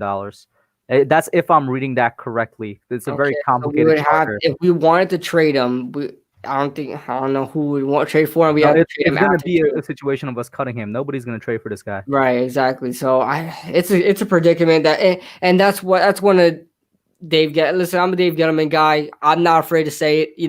But I will call out when he did something wrong. Nate Solder was just not the move. But listen, we're saying Nate Solder was the wrong move now, but I guarantee you, everybody was saying it was a good move then. All right, I know it was overpaid, but listen, the same thing I was saying was the same thing the consensus was saying. I know we overpaid for Nate Solder, but we had to. He was the best player, best tackle on the market, and we needed a tackle. Unfortunately, Dave Gettleman did not want to wait for the draft. He was already eyeing Saquon Barkley, I'm pretty sure, and probably was eyeing Will Hernandez as well. So, he felt like he had to go out and target Nate Solder. That was his first year at GM. I just want to say this is a good point here, and get your camera back and focus, KB. Authentic making. I like Solder when he was blocking for Eli. Here's the thing: Solder he's not a good blocker for Daniel. And me and KB brought this up a couple of times. Daniel's a harder quarterback to block for than Eli because Daniel he has that little bit of mobility, but at least Eli had better pocket presence. So Nate Solder is not only overpaid, even if he was blocking for Eli, he'd still be overpaid, but he just didn't adjust well to the new quarterback. Right. I'd say it's complicated. For sure, Tana. I'll send you the link on Twitter. Yeah, while you do that. It's complicated because I would argue, I know it's crazy because Daniel Jones has bad pocket presence and he turns over the ball a lot. I would argue it's harder to hold for or block for Eli because Eli but Eli in Eli's final 2 years, he wouldn't move. I mean, the guy wouldn't move and he would hold on to the ball and just die. So, I mean, that's hard and it's demoralizing, right? How many times Eli was sacked, and especially a leader like that. In my honest opinion, I thought the guys had a harder time blocking for Eli because he just wouldn't move, and they would want him to move, but he wouldn't move. And so, if a guy just stays in one place, odds are, and you send a blitz, odds are you're not going to get your offensive line to block very well and hold up the block. So I do understand what Authentic is saying, but I think it was harder to guard up Eli. At least when Daniel Jones is in trouble, I know he has bad pocket presence, but if he's in trouble, more often than not, he's going to try to roll out of it. It's just harder for Eli to do that. He said Eli had that quick trigger. Them last 8 games when we signed Jamon Brown, Nate Solder looked great. Yeah. Remember when we thought Jamon Brown was like the future? And the Eagles just cut Jamon Brown like a couple of weeks ago, and they thought he was going to be good too. So. Yeah. So Bradley, kind of with an off-topic thing, wanted to address it real quick. He says, "Can we stream the NBA draft? When is the NBA draft? Oh wait, it's this month, isn't it? I guess so. I'll be honest with you. If you the NBA draft, do it, I might be wrong. It's gonna be next Wednesday, I think. If you want to do it, we'll do it. I'll be honest with you guys. If it's next Wednesday, I'll probably have it on your channel because I am not that well versed in the NBA. I'm a casual NBA fan. I'm trying to get more into it. I was hoping to get more into it last year, but the whole COVID situation and I just threw me off the rails. So, yeah, if you're up for it, I'll do it. I don't care. Guys, yeah, it's the 18th. It's next week. I'm down. All right, looks like we might be streaming the NBA draft. Bet. Yeah. Raymond says Knicks or Nets. I'm a Knicks fan. What about you, KB? I'm a Knicks fan. Yeah, we're both suffering here with New York sports guys. I don't know if Tate saw that I sent him the link on Twitter or whatnot. Maybe I think he probably did because he's not in the chat right now. So I bet. So listen. So where were we going with this? Oh yeah.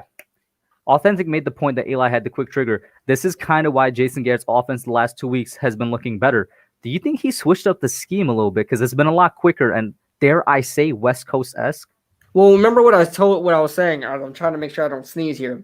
Mm-hmm. Trying to sneeze. Remember what I was saying? Jason Garrett was really. What's going on, Tana? What's up? What's up, guys? What's up, guys? How you guys doing? Well, good, bro. Welcome into the 25th, the anniversary of the Young Guns podcast, man. So you're a quarter way to 100. Exactly. Hey. You guys doing a great job. No, I heard you guys talking Gettleman. Yeah. And I wanted to get involved. I mean, Gettleman's a hot topic right now. And I wanted to get involved. All right. Yeah. Give us go ahead. But first off, Calvin, shout out to Calvin, Arizona fan. I think he's bringing in a lot of what maybe I'm going to guess maybe what Chris has to say. A lot of media heads saying the Giants are turning a corner going into the second half of the season. In spite of the Giants' records thus far, what are you guys most proud of and will you win against Philly? So what am I most proud of? Defense by far. And the way the offensive line is looking now. Are we winning against Philly? I don't know. I can't predict. I don't know yet. I'm going to have a video tomorrow probably talking about the game. But it's definitely a game we're going to be in. I don't think we're going to get blown out. 3 out of the last 4 games against Philadelphia, we've lost by a combined 10 points, one of which went into overtime. So in regulation, we've lost by 4 points 3 out of the last 4 contests. So we're going to be right in this thing. I think we're going to have every opportunity, much like the first game, to win it. The question is, are we going to be able to close it out? And it's going to come down to Jones, man. It's going to come down. He's going to have to play like he did last week. Be smart with the football. I don't need you to be a hero. Right. It's not like the Eagles are a great football team. Go out there, manage the game. If you could manage this football game, there's no reason that the New York Giants shouldn't have an opportunity to win it in the end. Yeah, I completely agree. I think the Giants have a really good shot here. And Chris, I don't know if you're able to catch it, but early on in the stream, we were talking about how much the Eagles were like the Giants. Like they're very similar teams this year. They both are defensive standouts. Their strengths are in their front seven. And the quarterback statistics are like mind-blowingly similar. I mean, their passing yards are very similar, interceptions, quarterback rating. I mean, everything. They're playing exactly like each other. And I feel like it's just going to be of who makes the less amount of mistakes at the end of this game. It's going to come down to 1 or 2 plays that who takes advantage of the other team's mistake. That's awesome. We got 100 people in here. Spike that like. Let's get some more people in here, guys. Put it out on Twitter. Subscribe to both these guys' channel. They both do a great job. Love talking to them. And I'm looking forward to getting to meet the hub in person. I've already met Kidblue once things get back to normal. But let's talk about Gettleman. I think Gettleman's a good topic right now because, I love talking about the guy because 99%. Yes. Well, no, not 99. A lot of the fan base despises the guy and they don't want to give him any credit. Well, I'm a fan. He's grown on me a lot. You know what, KB? Let's talk about Gettleman. Let's talk about the offseason that he had. How's those free agency signings looking so far? Right. How's Kyler Fackrell looking? How's James Bradbury looking? How's Martinez looking? Hey, listen. All I'm going to say is Martinez was that guy that I think I called. I think we could both agree Bradbury's performing beyond anybody's expectations. And Kyler Fackrell now, would you say it's because of the injuries or do you think he always had it in him how good he looks now? Because he's getting more playing time because of the injuries. I think Fackrell fits the scheme. I think that's why Graham wanted to bring him in here. Right, and, I think it has just as much to do with the coaching staff, with the players that they brought in as Gettleman. But at the end of the day, for everybody that, that's a common trend that I get out from the Gettleman haters this year is they say, yeah, we had a good offseason, but it's Joe Judge. It's not Dave Gettleman. Well, if you're going to say that, then I could say, well, in 2018, it was Mara. It wasn't Gettleman. Mara was the guy that forced Eli Manning on him. So you could have it both ways. Say Shermer is, Daniel Jones is Shermer's quarterback. Yeah, Gettleman. You could say it. Yeah, you could say it's Shermer's quarterback if you want to go that route. So if you're going to discredit Gettleman for some past moves, you have to credit him for the offseason that he had. And the Giants had a strong offseason. And yeah, the record may not indicate it, but look at the teams we've gone up against. Okay? Look at how this team has improved. Right now, we're getting better and better in the time of possession. We are even in turnover differential. Last year, we were minus 17. This is a much improved football team. He built this defense from scratch. The offensive line is much improved. I like the job that the New York Giants did this offseason. And if the New York Giants win 3 more games and this team continues to compete, I'm gonna be on board with bringing Dave Gettleman back. Oh yeah, and I was saying this beforehand. We were talking about Dave Gettleman before, probably a couple minutes ago. We were saying it's such a bad idea to let go of Dave Gettleman now that the team is building so much more momentum, and you don't want that to be squashed by bringing in a young GM. Obviously, this GM will probably never have been a GM before, so this will all be new to him. He would have to be put in a situation where you have a lot of upcoming free agents on the team. You only have about $22 million in cap. I'm sorry, I love that profile picture for that. And it's talking drugs. I love it. It's hilarious. I love it. But yeah, for Dave Gettleman to be fired, bringing in another GM would just squash the momentum we're having so far this season. This guy would be pressured into whether keeping or getting rid of Daniel Jones. He will be having a real mental battle of who to keep on the team, who to let go. He's going to be unfamiliar with these guys, whether it be Kevin Abrams or not. Like I said, Dave Gettleman has the plan in his head. I don't think anybody else is going to be able to, succeed that. I think this team is going in the right direction. You just don't touch it right now. Nobody touch anything. Just leave the guys how they are right now. Let them develop. It would be such a bad idea if Dave Gettleman is fired this year. I believe he has the team going on the right track, and it would bring the team down to ground zero, and all the momentum will be squashed if Dave Gettleman were to be fired. Tana, I'm going to let you go, but real quick, I want to say, you said how's the offseason moves looking like? How's the Leonard Williams trade looking like now? Is that still such a bad move? I was talking to people in my Discord, and I was talking to Mike Too Nice tonight when I was on his channel. And I brought that up to him. I said, let's go back and revisit that Leonard Williams trade. And don't get me wrong, I was not in favor of the trade when we made it because we were 2-6. But I'm going to look at it like this, guys. I got a question for you. In today's modern day NFL, when edge rushers or defensive linemen hit the open market, traditionally, what happens when they become free agents? Usually they're tagged and traded, right? Mm-hmm. So look at it like this. If you're a person that hated the trade when they made it, if they were going to bring in Leonard Williams, even in the offseason, more than likely the New York Jets were going to tag him and the Giants were going to have to trade for him anyway. So to get Leonard Williams on the New York Giants, more than likely it was always going to require giving up some kind of draft capital. That's just the way it works in the modern day NFL with edge rushers. Leonard Williams has come in here and he has 5 sacks so far this year. He's having a career season with the New York Giants. All of a sudden, Dave doesn't look that crazy for that trade for all the Dave Gettleman haters. And, it's going to come down to Daniel Jones at the end of the day. Daniel Jones is what he's going to be judged on. This is exactly what She Got Sports is saying. Shout out to her in here. Great Giants creator, guys. Go check her out. She says it depends a lot on how Daniel plays the rest of the season.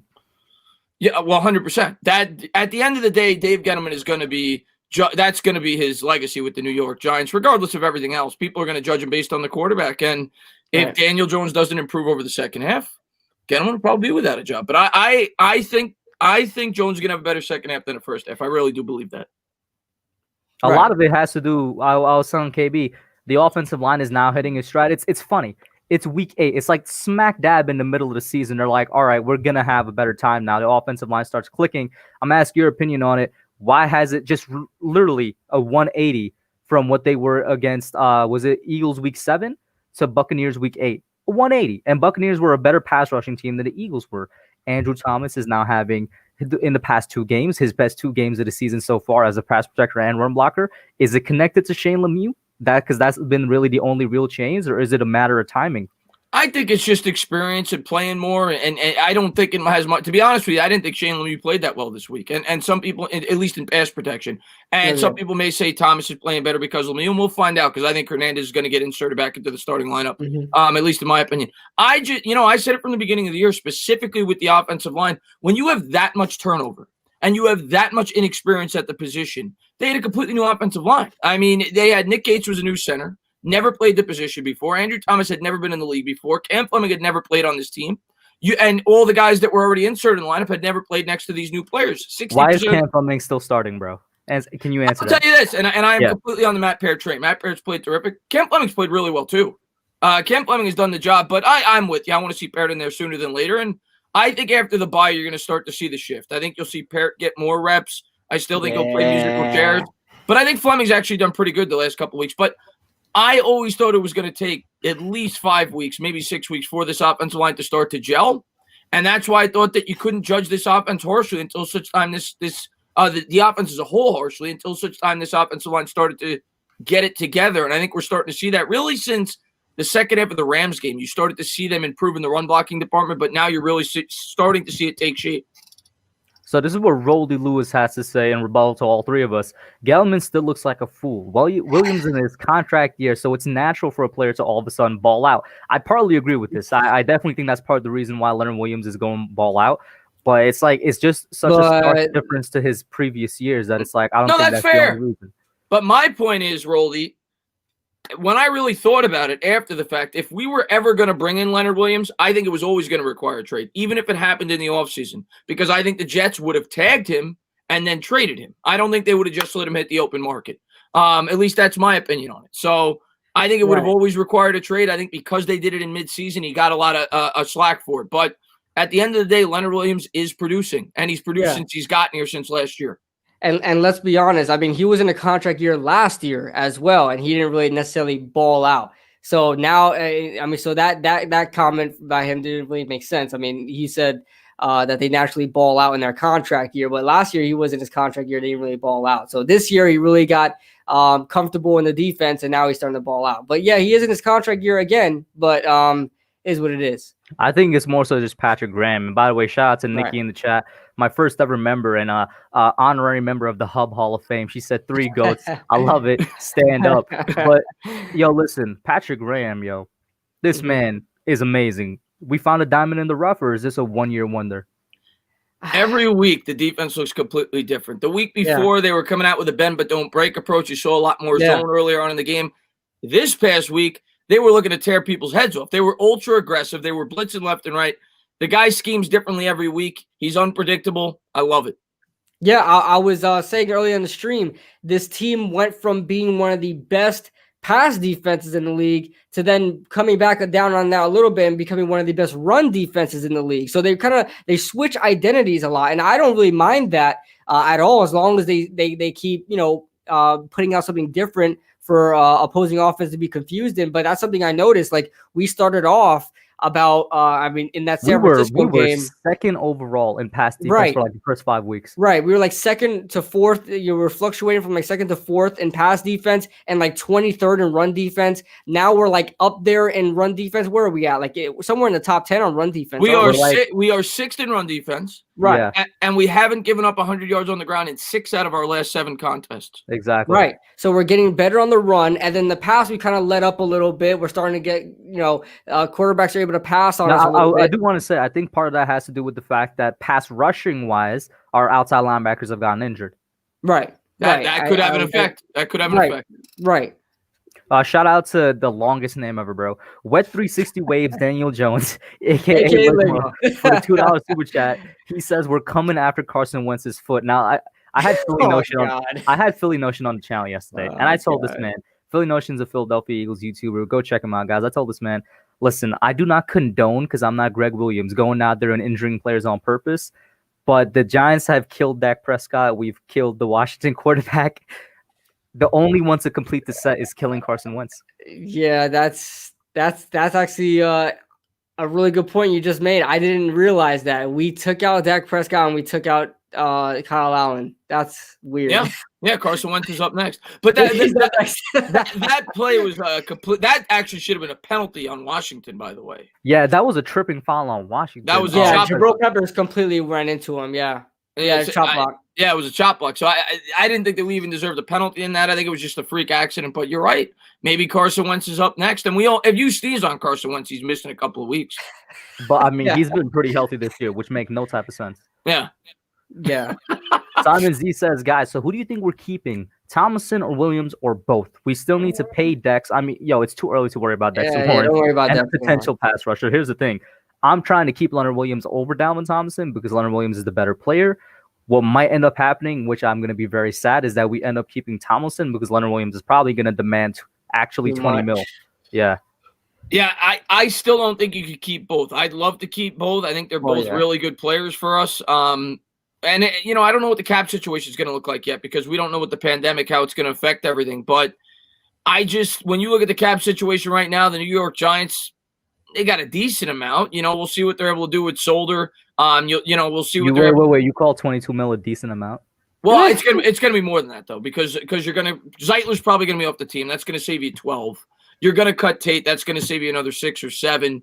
Solder, you'll probably cut after the June 1st, so it only costs you 6, and you save about another. So at most, 14. We're probably getting what? Oh, who gave us 14? Hold up. Oh, maybe 10 rather. Solder. Okay, I was about to say. So that puts us up to 40, 45? You figure we're going to have about $50 million. Okay. We're going to have about $50 million. And if that's the case, then that puts my mind at ease. But I don't see how you can keep both of them because combined they're going to cost you half 25. Yeah, combined they're costing you like 30. 25 to $30 million. And I wouldn't especially when you got other players on the team like BJ Hill, like Dexter Lawrence. I don't see the point in paying a premium for 2 players at that position. I think they'll keep 1. I don't think they'll keep 2. Agreed. So I want to quickly get to Anthony because he's apparently been in the stream the entire time, a Dolphins fan. He's been here since the beginning. He says, panel, what are your guys' opinions so far on my Dolphins with Tua? Do you think we win the remaining games before Kansas City? I don't know when you play Kansas City, but go ahead and get that super chat real quick. No, I'm going to let you guys answer that first, and I'll just leave the super chat up for now. But yeah, I don't know where when they play Kansas City, but listen, they're really doing something this year, and I hope that the Giants are the new Dolphins. We had a struggle this season. I hope they come out next season and surprise teams like your team is doing. But don't know if you have a chance against Kansas City, but listen, any teams that are middle of the pack, I'd probably be taking your odds on it, man. Just seeing how you guys played against the Cardinals, sticking in there in a shootout. I really liked how you guys played. So, if there's any team that you guys are facing that are middle of the pack and kind of equal on the playing field, I feel like you guys have the advantage there. Yeah, I'm looking at Miami's schedule. At worst, you lose 1 out of your next 4. You've got the Chargers home this week. You're at Denver. You're at the Jets, and you're home against the Bengals. That puts them up at 9 wins. That's a beauty. 9 at worst 8-4. And I said, you go back and look at my channel. I said week 3, the New York Giants are just like the Miami Dolphins last year. I love the way that the Miami Dolphins built their team last year. I love their coach. He's almost identical to Joe Judge. Both young guys coming over. We stole their whole staff. Jerry Shaplinsky, our defensive coordinator, Patrick Graham. That's a really good point. And I absolutely love the way the Miami Dolphins have built their football team because it's the way the New York Giants are building their football team. And they built it right. And now it's starting to pay dividends. And I'll tell you what, man, I was watching Tua Tagovailoa last week. That guy is going to be a beast. That guy is accurate. He's confident. He looked great against the Arizona Cardinals. So if I'm a Miami Dolphin fan, I think you're winning the AFC East. I really do. I think they're a legit football team. I think they play hard for their head coach. They're beating out the Bills. I think they're beating out the Bills for the AFC East. Yeah, they're starting to slow down. The Bills are starting to slow down a little bit. I believe in the Miami Dolphins. I think they're going to win that division. Oh, you heard it here first, man. Anthony, you should be very confident. Hey, we're all giving you love here as Giants fans, man. We want to see the Miami Dolphins succeed because we want to see the Belichick coaching tree succeed, and that in turn will help the Giants succeed. So yeah, yeah. So Shout out to Zach Phillips for the $5 super chat. Thank you so much, man. He says, I won the Eagles head on a platter so I could feed to my family for Thanksgiving. LOL. Yeah, I wouldn't mind having a different bird on the dinner table. You know, turkey every year, it gets a bit stale. Why not try the American national bird, man? The national bald animal. eagle. What could get more patriotic than that? Exactly. we're clipping some wings this week, guys. We're gonna clip some wings. Don't yeah. worry. Oh yeah. You know, before I get to the mayo burritos, then why are you so confident that we're clipping wings this week, Tana? I say it every time we play the Eagles. Eventually, I'm gonna be right. No. I think it's gonna be a game. I think it's gonna be a game. I think we're gonna have an opportunity to win, and hopefully, much like hopefully it doesn't go the way it normally goes against the Eagles when we do have a chance to win and we blow it. But I just have faith in this coaching staff. I have faith in the direction of this team, and I think they're going to win some games that people don't expect down the stretch. I'm not saying we're going to win 7 games, but I think we're going to pick off a team or two that maybe Giants fans right now have penciled in for a loss. Whether that's the Cardinals at home, whether that's the Browns at home. I think the Giants are going to come up with a couple of wins that you don't expect. I think the team's playing tough, and I think they're getting ready to turn the corner. Right. KB, your thoughts on that? As far as what were you saying?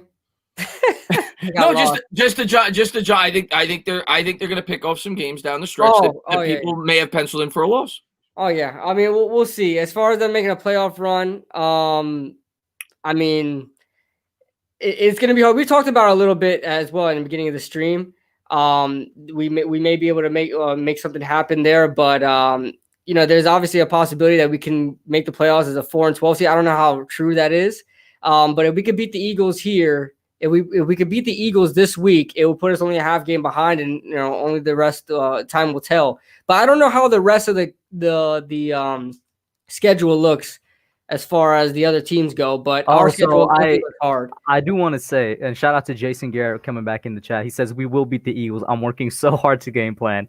I did a video where I went through exactly that. I called it crazy talk. Are we going to go to the playoffs? I went through each of the remaining schedules. You guys can pull it up, but the way I see it, the Giants at best could win 5 games, in my opinion. But this is where it gets crazy. At best, Washington also could win 5 games, and so do the Eagles. The only outlier team is Dallas, which I legitimately think probably wins 1 more game at most. But we might end up in a situation where there's like 3 5-win teams in the NFC East. So that means we definitely need to win this game against. Oh, if we lose that, we got to win the next 2. If we lose one of the next 2, we're not making the playoffs. These divisional games are very crucial. All right. I'll tell you right now, the Giants' path to the playoffs, which I am not predicting. I think the Giants are going to win 4 or 5 games, but the Giants' path to the playoffs, if they have any chance, you absolutely have to beat the Eagles. You then have to double it up, and you have to beat the Bengals because that's our most winnable game on the schedule outside of the Cowboys, the last game of the year. That gets you to 4 wins. Let's give us the Cowboy win last game of the year. I think that's a very winnable game. You have to win that. And then you have to find a way to win one of those remaining 4. And I think the Cardinals or the Browns make the most sense. I think they have to get 6 wins to have a chance to make the playoffs, and they have to beat the Eagles.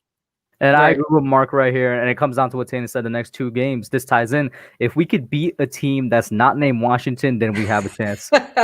Exactly. Yeah, I was saying it after we beat Washington. I'm like, okay, so now we have to see if we can actually beat a team that is not the Washington football team, because – that would be sad if we wanted to go in just 2-14 and we just beat Washington. There's no reason. I'm not definitively telling you guys we're gonna beat the Eagles, but there's no reason to think we can't beat them. Right. We were up by 11 points with 4 minutes to go. I mean, there's no reason to finish. There's no reason to think we're not gonna have an opportunity to win this game. Right. There's no way we're getting blown out, especially at home. No way. Yeah. Here's the thing, Dags. He says, hot take: the winner of the NFC East will win a wild card game. No, I think if we win the NFC East, we have a chance to win a wild card game. I don't think the Eagles are winning a wild card game, and for sure, I don't think Washington is winning a wild card game. Notice I continuously leave out Dallas because I really think they're about to go into like tank mode. I really do. Yeah, I think they want a quarterback. Okay, I love G-Man Rising. He's in all my streams. I'm going to disagree with this point. He says the Giants should be 0-9. We're a horrible offensive team, and it starts with Daniel Jones. And I get what he's saying. We could have easily lost both Washington games. The first thing I'm going to say is we should have beat Washington by more than we did the first time. And the second time. We should have beat Washington both times. At the end of the day, Washington turned the ball over 5 times. You cannot tell me the Giants should have lost that game. We didn't turn it over once. It shouldn't have been as close as it was. It was a sloppy win, but a win's a win. And I think most fans would tell you, unbiased on both sides, the Giants should have 1,000% beat the Cowboys. Some of the calls that they called back 2 touchdowns in the game. Cowboy X Factor, a Cowboys fan, told me we should have won that game. And the Eagles game, we had an 11-point lead with 4 minutes to go. The Giants could easily have 5 or 6 wins. I'm not telling you they should, but they at least as good as their record. They're definitely not an 0-9 team. Right. Yeah. I'd say they're about a 4-5 team right now. They're definitely not an 0-9 team. I don't care what the most negative fans in here say. They are definitely not an 0-9 team. Right. I'd say they're about a 4-5. Yeah. Shout out to Zach Phillips once again for the $5 super chat. Chris was saying we might upset a team that people say we're not going to win against. Zach says it's the Seahawks, and this came up earlier. Somebody else said it earlier, and me and KB had to say we're not sure if it's the Seahawks. But what do you think about that? Anything's possible. The Seahawks defense sucks. Right. But it definitely wouldn't be the game that I would peg. It's on the road. And I don't see us going toe-to-toe with Russell Wilson. I think Russ will be able to put up points on us, so I would not pick that game. Yeah, I mean, I just don't like the matchup offensively for the Seattle Seahawks. I just don't like it at all. Russell Wilson able to move around in that pocket. I don't know if we have the rushers to really keep up with him. And Tyler Lockett and DK Metcalf. I just want to say, remember when DK Metcalf was mocked to us at 6th overall in 2019? Yeah. I still wouldn't have wanted him, but at that high. But yeah, it is what it is. The only way we'd be able to win, stand a chance against Seattle, we would have to have the ball for 40 minutes. Like we would have to run the ball. We would have to win time of possession by a landslide. By at least 15 minutes in that game to have any chance. Right. So Emmanuel Brito saying McKinney will be a full participant after the bye week, and it's something that nobody's talking about is Sterling Shepard is questionable with a hip injury. So Shepard's been questionable in every single game that he's played in. I just want to say that he's legitimately been questionable in every single game. I told you, man, this guy can't stay healthy, and then we bring in Dante Pettis, who gets injured just as much as he does. I'm like, can we get some stability, please? Can we get some stability at the wide receiver position? Yeah, I'll tell you what, man. I was happier than a pig in shit when I saw Austin Mack go for 75 yards after they benched Golden Tate. I couldn't have been happier. And I could not believe, and again, everybody's entitled to their opinion. I could not believe that people were sticking up for Golden Tate. I couldn't believe it. I was completely for the decision by the New York Giants to do what they did with Golden Tate. For benching him, yeah. Yeah, for benching him, I stuck up for Golden State at the beginning when I was like, I agree with his grievance. He's not getting enough targets. And then the way everything played out, I was like, yeah, you kind of called that on yourself. That was his girlfriend. I mean, his wife should just stay quiet, man. You're gonna get in trouble out here, man. People don't play games. And you guys, we all know that we didn't hear the whole story.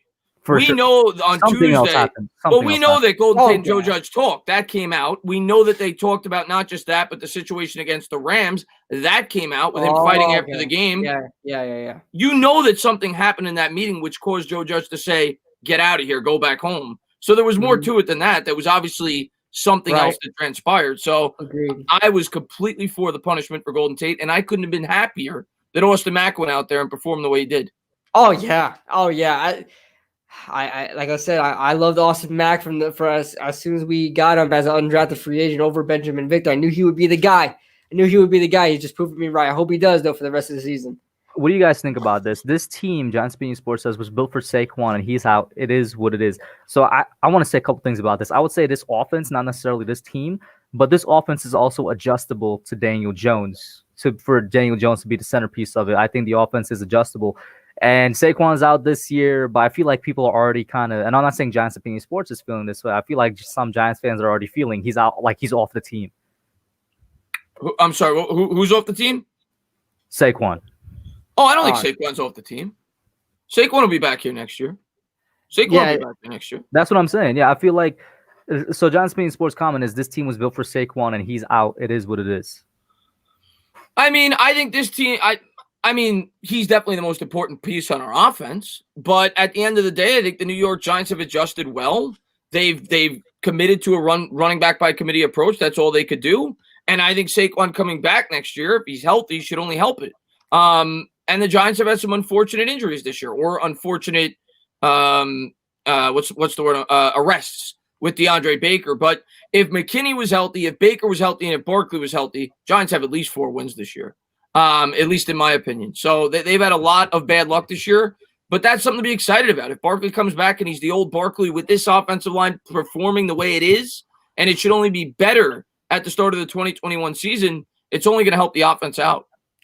I just want to say that I think, call me crazy, and I know the running back position isn't so favored, but I think it's a lot important than people think. I think the Giants run away with this division, and they would be doing so already if Saquon was healthy and he stood along with that offensive line to build the chemistry and grow along with them as they're doing right now. Saquon developing a chemistry with this offensive line and growing with it. I mean, I think the Giants run away with this division. Bro. I'm telling you, games that we run away with right now. Yeah. Rams, we run away with. Cowboys, we run away with. Eagles, we run away because Saquon's an Eagle. And maybe it puts us over the Eagle killer on the team. Maybe it puts us over the edge to beat Tampa Bay. Like we didn't have to put it on Daniel Jones' shoulders. Maybe Saquon puts it on his shoulders, and we beat Tampa Bay. There were plenty of other games we stuck so close in where we ran the ball effectively, but didn't have the guy to really hit the home run. Run. KB, how many times during our streams I'm like, I love the way Gallman run there, but if that's Saquon, he's carrying that Saquon's to the house. Right, exactly. Especially Washington, he's a Washington killer. So we would have killed Washington more than we already did. Yeah, and some people keep saying the issue with Daniel Jones. Listen, Daniel Jones, I am not sold on Daniel Jones at all. I still think he could be good. I still think he could be bad. I'm being as fair as I can. I could easily come on here like I always say and say, ha, ha, ha, I was right. I hated the pick. Never thought they should have taken him at 6. No, I'm going to give him a fair opportunity. I think that's what we all should do as Giants fans, and we should give him the rest of the season. And people criticized him last week for being a game manager. They say that you don't draft the game manager at 6th overall. Well, with the team the way it is now, let's look at this New York Giants team. Do we have good weapons on this team right now? On offense, do we have good weapons? Not right now, no. Okay. But I will say the wide receiving core is slowly improving. It's improving, but do we even have average weapons on this team right now with Barkley out?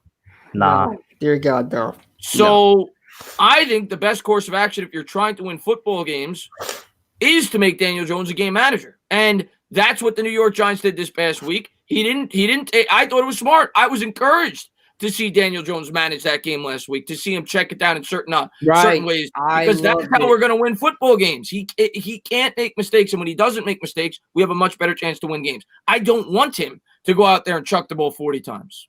And that's a very interesting point you just made there about him being a game manager, because there was a press conference that Daniel Jones had, and they asked him about being a game manager. They try to lay it down to him very calmly, it's not always a bad thing to be a game manager. And he was like, hey, whatever this team wants me to do, if I need to go out there and make the right decisions. He says being a game manager is not always a bad thing. It just requires that you taking care of the team, making sure you check down the ball, take care of the football. It seemed like he will embrace it. Now his facial expressions weren't happy about it. But then again, who would be? Everybody wants to be a hero. But if he just acknowledges the role that he needs to take in a certain game, there may be a game where he can be a hero and it can take advantage of certain defenses.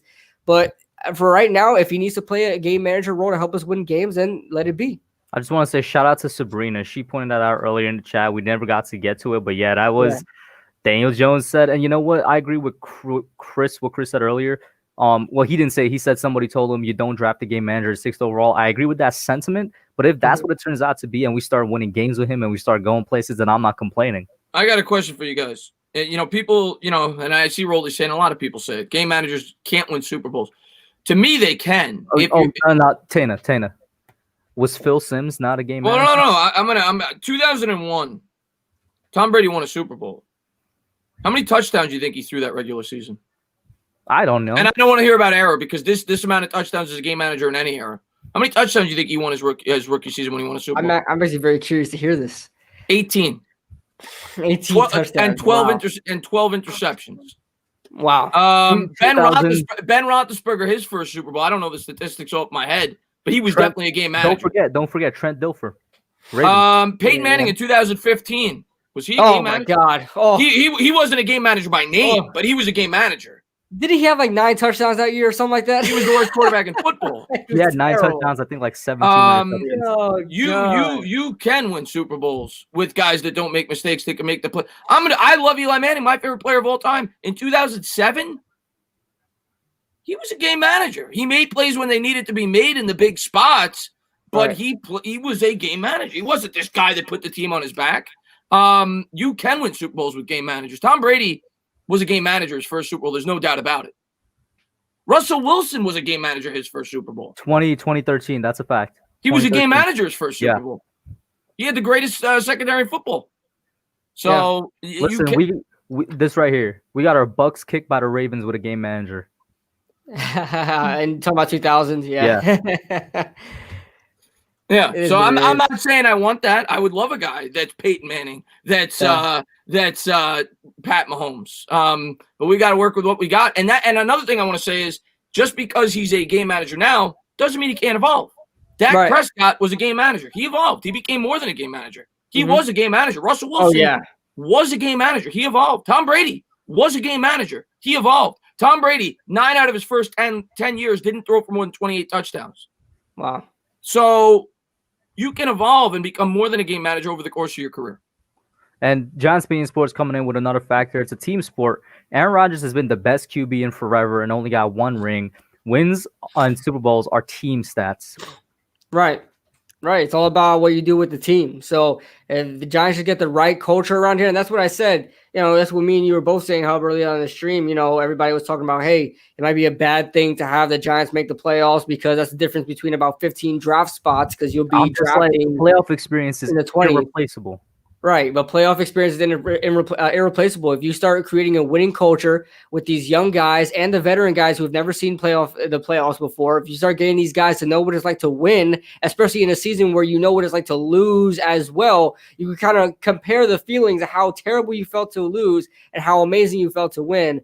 That pays dividends in the long run, and set up a winning culture here. So that's what it's all about, man. It's a team sport. Shout out to Zach Phillips for another $5 super chat. He says, let's say this team gets hot and blow out the Eagles.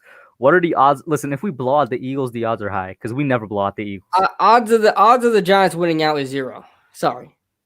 I'll keep it real with you. G-Man Rising says you need a great defense. I didn't disagree with that. You definitely need a great defense to win with a game manager. I think we have. I think we're getting there. We have a really good defense right now. To win with a game manager, you need a top. You need what the Giants were in 2008. Not to say that Eli was a game manager, but that team could have won with a game manager. 2008, we had a top 5 ranked defense. We had a top 5 ranked offensive line. You need that to win with a game manager. You're not going to hear me dispute that. You need a great surrounding team. And I see Roldy saying I'm making excuses. I'm not making excuses. Listen, if I showed you Tom Brady's stat line in 2001, you would say that's a game manager. And I don't care when it was played. He couldn't have been in the top 10. He had 18 touchdowns and 12 picks, and he won a Super Bowl. He threw for 2,843 yards. He had a QB rating of 86. He was a game manager that year. Yep. He won a Super Bowl. He's not a game manager by name, but that year he was a game manager. He had a good surrounding team, a great surrounding team. Yeah, it's all about how you put your. Remember, a game manager are the guys that make decisions on based on other players. You got to make the right decisions. You got to be a really good game manager. So I just want to say, not for your game manager, but you need a great defense to win a Super Bowl in general, not just if you have a game manager. Right. I don't think that there's ever been a team that won a Super Bowl that didn't have a great defense. I just want to say that as well. Giants Mafia says if DJ becomes a solid QB as a quote unquote game manager, haters will complain. Yeah, if he keeps turning the ball over, they'll also complain. Now, I'm not labeling Roldy as a hater, but I do think this is true. Listen, if we're winning games, nobody cares if he's a game manager or not. Period. Nobody cares if he's a game manager. If we were winning games, nobody would care. It's because we're not winning games. Exactly. It goes back to and OGR pointed this out to me. It goes back to winning cleans up everything, and he was talking specifically about fumbles because at the time, fumbling was DJ's biggest problem. Nobody cared about Carson Wentz's fumble until this year because they're not winning this year. When they were winning, Carson Wentz and fumble, you wouldn't hear it that much in the same sentence. Not everybody knows about it because they're not winning. Winning fixes a lot. Yeah, it does. It does. I mean, And, so I see somebody saying it's not the era. Tom Brady was 14th in touchdown passes in 2001 with 18. So that's average quarterback. 18 touchdowns, 12 picks. Average 14th in the league. Yeah, that's average quarterback. Average yeah. quarterback. So and listen, let's move on from that because Rolly, listen, bro. If you're gonna I support your decision to create a YouTube channel. I will support it. I support all Giants video creators. Okay, send me the link. I will. I'm not even being sarcastic. You know what I'm saying? That's why I have a bunch of people on here. Yeah. Let's shift from that and let's talk about what that super chat was. The chances of us winning it out. Kidblue says it's 0, and I just realized it said winning out. Now winning and going winning out. Winning out. Yeah, I agree. It's 0. It's 0. It's 0. That's like I can't even think about that. I mean, I just think about Seahawks. Winning out is less than 0. Yeah, less than 0. We have no chance to win out. Just think about we have the Ravens on our schedule. Just think about that, guys. The best we could do, and I'm not predicting this. I don't want anybody to listen and think I'm predicting ceiling. The absolute ceiling is 7-9. Like if everything broke right and we won 7-9 is what I would put at the absolute ceiling. You beat the Eagles, you beat the Bengals, you beat the Cowboys, and you win 2 of the 4. Whether the Cardinals and the Browns, that is the absolute ceiling. I'm not predicting that. I have us at 4 wins with a chance at 5. I think realistically, probably 6 is the ceiling. I'll go as high as 7 is the absolute ceiling. Right. And 7. I agree with you. 7 is probably the best we can do. Like, come on. I do not see us winning against the Seahawks. I don't see us winning against the Ravens, the Browns. I know a lot of people like to say the Browns are going to brown. I don't think we're winning against the Browns. We got a tough schedule left. We do, yeah. And we've had one. Ever since the start of the season, we had one of the the hardest schedules to play. So this is kind of a really bad year to have the year that we're having with rebuilding and COVID and all that stuff. But the Giants they're sticking with it. Yeah, exactly. I like where the Giants are right now. Period. End of story. The only thing I don't like is I wish Daniel Jones was a little bit more advanced. But other than that, I mean, if you were going into the year, if I would have told you the offensive line was performing like this midseason, you'd probably sign up for that. If I tell you the defense is performing this way, you sign up for it. This is kind of a little bit off topic, but it relates to something Chris said earlier. Chris said Dolphins are going to take the AFC East. So Anthony, the Dolphins fan, says if Tua leads the Dolphins into the playoffs, even without the stats of Burrow and Herbert, does he automatically get Rookie of the Year? No, because it's a regular season stat. No, Justin Herbert. I don't. Let me. Can we just say real quick? Justin Herbert could have been a New York Giant. Would have been. He was like a done deal like 2 years ago or a year ago for Justin Herbert to be a Giant. Like everybody was saying he's going to be a Giant. He's going to be a Giant. And now I'm not gonna lie, I kind of wish so, but it is what it is. Justin Herbert's putting up numbers. He's not putting up wins, but he's putting up numbers. And he's 1-6 as a quarterback. But and at the end of the day, if he continues to lose, they'll point to that too, just like they did Daniel Jones. But in terms of stats, he's got 2,146 yards in just 7 games. I mean, you're talking about a quarterback that on a 16-game average is on pace to put up like 4,600, 4,700 yards. He's got 17 right now, isn't he? Isn't he second in the league with passing yards overall? He's got to be up there. Yeah, he is. He's second in the league passing yards. He's second in the league passing already. Yeah, he's got a QB rating of 105 with 17. He's the Rookie of the Year. For sure. Yeah, he's the Rookie. Yeah, Herbert's putting us some. I mean, Burrow's putting us some numbers too, but.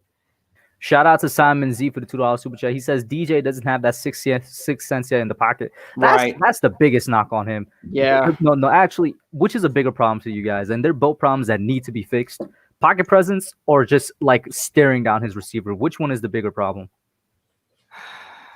Both are big problems. Both, and they work off of each other. Because the reason why he's staring down guys too long is because he just doesn't feel any pressure in the pocket too long. Like it's because of his lack of pocket presence that he feels he's so comfortable and relaxed to stare down a receiver and wait for somebody to get open instead of having that sense of urgency, that mental clock in your head, and go through your progressions because, hey, I've got 2 guys ready to take off my head. That's something he just needs to have. He has to have that sense of urgency, that mental clock in his head, to have it tick in his head because it just feels like he's too relaxed in the pocket. It was crazy because with Eli, we wanted him to have, to be more relaxed, right? Because he was seeing ghosts, right? He had ghosts behind him all the time, and he would just fall down. But with Daniel Jones, we want him to be more attentive to the pocket. So, yeah, we can never get the best of both worlds. Yeah, no, I think they're both major problems. I also think that he's trying to do too much. I've said that a lot. I think he's trying to play hero ball, and I think he's got to play within his game. So he's got to work on a lot of things. He's got to become a smarter quarterback. And yeah, his pocket awareness in terms of the fumbling problems has gotten much better. He's only fumbled twice so far in 9 starts. Last year he fumbled 11 times in 12 starts in terms of lost fumbles. So that's gotten a lot better, but he still, needs to get a better feel for the pocket. There's no doubt about it. And this is a pretty interesting one here by Quachi. He says, keep Gates or draft the center. I would say judge at the end of the year. If I draft the center, it's probably going to be like mid rounds. I wouldn't. I think they need to draft another lineman this year. I think they need to draft another interior lineman, but I like the way Gates has played. Could easily be the center of the future, but regardless, I think you need more depth. And I think that's what all good NFL teams do. You draft offensive linemen in every draft. You need to continue to bring in an influx of talent. Mm-hmm. Agreed. Yep. We got Mike from Seska in the chat, by the way, guys. Mike from Seska, you need to have me. You need to have all of us on your radio show, bro. He says, if Jones were on another team, Giants fans will be calling him we're calling him trash right now. And I say we as Giants fans as a whole, they're calling him trash right now, bro. What are you talking about? Yeah, I mean, listen, I pretty much say the same thing about every quarterback that's in Jones's situation. I stuck up for Haskins. Is Carson Wentz right now not in a similar situation to Jones? He is. He's got a bad offensive line, doesn't have great wide receivers. He's not, I'd say the same thing about Sam Darnold. You've never heard me once say that Sam Darnold sucks. Sam Darnold was given an atrocious situation by the New York Jets. They didn't address the offensive line until his third year or begin to address it until his third year. I think organizations have failed these quarterbacks. I'm not telling you that I'm still not telling you Dan Jones is great. I'm not. I'm telling you that I need to see more before I could come to a final conclusion. And I've said the same thing about Darnold. I've said the same thing about Haskins. I said the same thing about several young quarterbacks that were put in horrible situations, like all three of them. Agreed for sure. So, I mean, I think that's going to be it for tonight, guys. We're closing out right here at 11:45. Chat, get your last-minute questions in here. Any other things you guys want to talk? Any topics that we didn't manage to cover that you guys want to talk about? I guess a final prediction on the Eagles game. We actually never did that. Yeah, we've been beating around the bush around it, but we haven't really gotten to the nitty-gritty on what we actually think is going to happen. What's your final prediction for the Eagles game? Okay, this is crazy to say because I've been on a roller coaster with this team, and I said I'm done with them, don't want to. But I think we actually find a way to pull out a win. We're at home. We had an 11-point lead at the Link. I mean, that's unheard of for the Giants. And so I think we come back now and we play a similar game. We played a similar game against Washington, and we still won. We still won that game. It was very similar, both those games. And I think we play a very similar game against the Eagles, but I think this time we actually close it out. I think we may have a similar situation where we're up, a touchdown and a field goal, and then they come back late. But I think the Giants find a way to hold on like they did last week. And it would help out, give this team another boost of morale. So I say we win this game. I'm not too confident in it, but I honestly think we can win this game, and I'll just say we will. So I'll say Dutch Bertha. Shout out to Big Bertha, bro. We got Big Bertha in the chat. Shout out for the $5 super chat. Thank you, Bertha. She says, Daniel Jones is my favorite quarterback in the NFL. Giants fans need to stop hating. Are you not watching? He's Peyton Manning with wheels. Give him an extension now.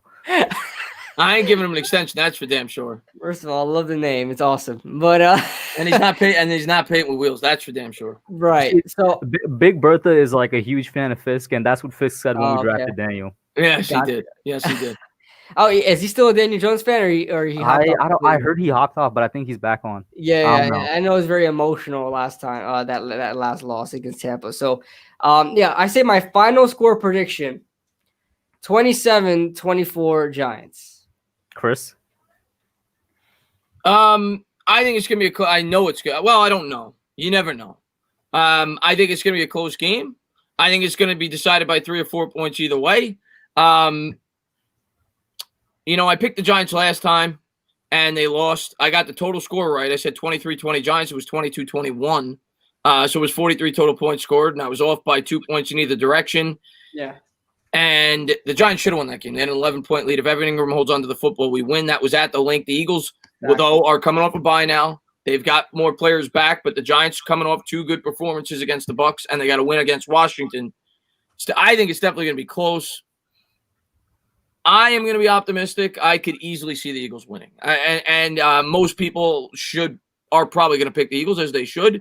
If the Eagles win, I don't think it's by more than 3 or 4 points. And if the Giants win, I don't think it's by more than 3 and 4 points. But I'll flip the coin, and I'll be optimistic and say that the Giants get a win and give us a reason to stay optimistic going forward. I'll go 2017 Giants. 2017. Okay. I just want to say, Giants Opinion Sports, I think we could all acknowledge has the most realistic score prediction right here. Giants 77, Eagles 0. I mean, let's be honest. This is going to happen, right? Like, let's do it. I would love if that happens. But, damn, I think I'm going to be the only person on this panel that says the Giants are going to lose. I'm saying 27-21 Eagles. That's fair. That's fair. It is fair. Yeah, I said the same thing last time as well. I can't pick the Giants winning against the Eagles until I see them win against the Eagles. I told Kidblue before, our last 26 games against the Eagles, we won 4 times. The Eagles won 22. That's a course of 13 years. It's been a long time. I was 9. See the way I look at it, and I think differently than everybody else. Pessimistic people will say you're never going to win because you can't beat this team. I think optimistic. I think glass half full. I say that just means that, speaking from the law of averages, we should kick the shit out of them the next 10 or 20 years. It should sway back in our favor eventually, and when it does, we should continue to beat up on them. So that's the way I look at it. Mm-hmm. Shout out to G-Man Rising for the $2 super chat. He says Giants will lose on a 75-yard field goal. I wouldn't be surprised if Jake Elliott breaks out his leg and kicks a 75-yard field goal to win it. He did it to us before. You'll freaking do it again from more of a distance. Hey, but listen, we got Graham Gano, the automatic, best kicker in the league. How about we give the Giants or whoever, Gettleman or people who want to give Judge the credit, whoever. How about we give the Giants credit for bringing in Graham Gano? Giants fan base wanted Stephen Gostkowski. Don't forget that. Stephen Gostkowski's missed like 20 field goals this year. He looks trash. Yeah, he's terrible. He bad. Looks terrible. Listen. You know what's so funny? Graham Gano and Stephen Gostkowski had like the same surgery in the offseason. And Graham Gano looks 10 times better. Well, Stephen Gostkowski is a lot older too, so let's remember. So how about we give no, that's the GM that everybody hates, Dave Gettleman, a little credit for that one as well. Graham Gano is a Carolina Panther. He's a Pro Bowler. He's a Pro Bowler. Exactly. Oh, he's gonna make the Pro Bowl for sure. At least we'll get one guy in. And I still question why we haven't extended him yet, but yeah. And there was also 2 last-minute questions. I'm gonna try and scroll up and find them. Where is it? One was by Giants Being Sports. Oh, there it is. Do you guys think there's going to be a bunch of late signings like Logan Ryan next season because the cap's going down? Yeah, I think there's going to be a bunch of late signings. Probably. Or late cuts. I see both. I think there's going to be a lot of cuts as well. I think I see more cuts than signings if it goes down. I personally think the cap's going to freeze. So we got Joe Judge, a.k.a. Kidblue's burner account with the $2 super chat. He says, I want Slayton to go off. Man's been inconsistent. Quick thoughts on that. I wouldn't tell me about it. I think it's a mix of Slayton being inconsistent and Garrett being inconsistent with involving him in the game plan. Right. I don't know if it's just a practice thing. Maybe he's not proving it in practice, but damn, Darius Slayton's just not getting a lot of time. I know there were a lot of times, especially in that Tampa game, where he was like going deep, he was open, and Daniel Jones just missed him.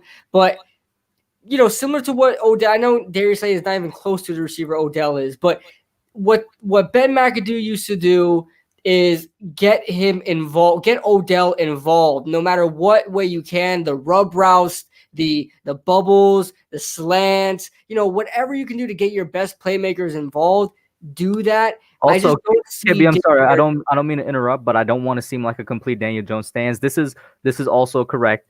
Jones this year is just also not connecting with Slayton when he's wide open. Just not connecting. Especially in that Tampa Bay game, but if you go back and look at Slayton last year, it was the same story. I mean, he had 3 or 4 monster games, and outside of that, he was inconsistent. Yeah, agreed. Yeah, like the Jet game, he was ridiculous. He had like 2 or 3 like mega games. And I personally think Slayton is more of a 2, and I think if we get a 1, that's going to help Slayton out. Slayton might actually be more productive if we get a real number one wide receiver in here. That's why I'm telling you, draft Jamar Chase, bro. And this is weird for me, just like it was for KB. I was completely against taking a wide receiver in the first round, but looking at it, I'm like, go Jamar Chase. I'm like, I ain't see a pass rusher that I want to take. I think we're fine at middle linebacker because the rotation of Tate Crowder and David Mayo, I think, is going to be really good next to Blake Martinez. Like, what's our other biggest need outside of inside linebacker? Cornerback number 2. I'm like, am I taking Patrick Surtain if we're picking high? No, I'm like, I might take Jamar Chase. Yeah, we're definitely going to cover the draft a lot, I'm sure, on all our channels as the offseason gets going. But right now, if you ask me what our biggest need is, I would lean the corner. I would go with Surtain, but it depends on where we're picking too. So I don't know where we're going to be picking. But if we're picking 6 or 7, I'm looking at a corner. But I would not, I think you could still get a wide receiver in the second round or pick one up in free agency. Mm-hmm. But yeah, like I said earlier, guys. Get your last minute questions. There was actually some last minute questionnaires. Thank you. The chat has been great tonight. Shout out for everybody for tuning in. This was like by far the best Young Guns podcast turnout ever. We peaked at like 120 viewers. Completely unexpected, but it's fun that it coincided with the 25th episode, man. Thank you guys so much for tuning in. Shout out for Tana for popping in towards the end. Shout out to my co-host Kidblue. We're gonna go KB then Tana. KB, last thoughts. Last thoughts, man. This team has broken my heart, mended it, and then broke it again, and mended it, and broke it again, and mended it. Today, they're mending it. All right, I'm feeling good about the Giants. I'm feeling good about this this game. I don't know if I'm probably going to be heartbroken at the end of it, but I still feel good. I think this team is on an upward direction. # do not fire Dave Gettleman. Please don't. And I'm confident about it. I'm really confident about this team. I really think we're this year's Miami Dolphins. And next year we're going to go out there and give it all we got and possibly be a sleeper team. So whatever happens in this game, as long as they keep it close, I'm all for it. I just want to see progress. That's it.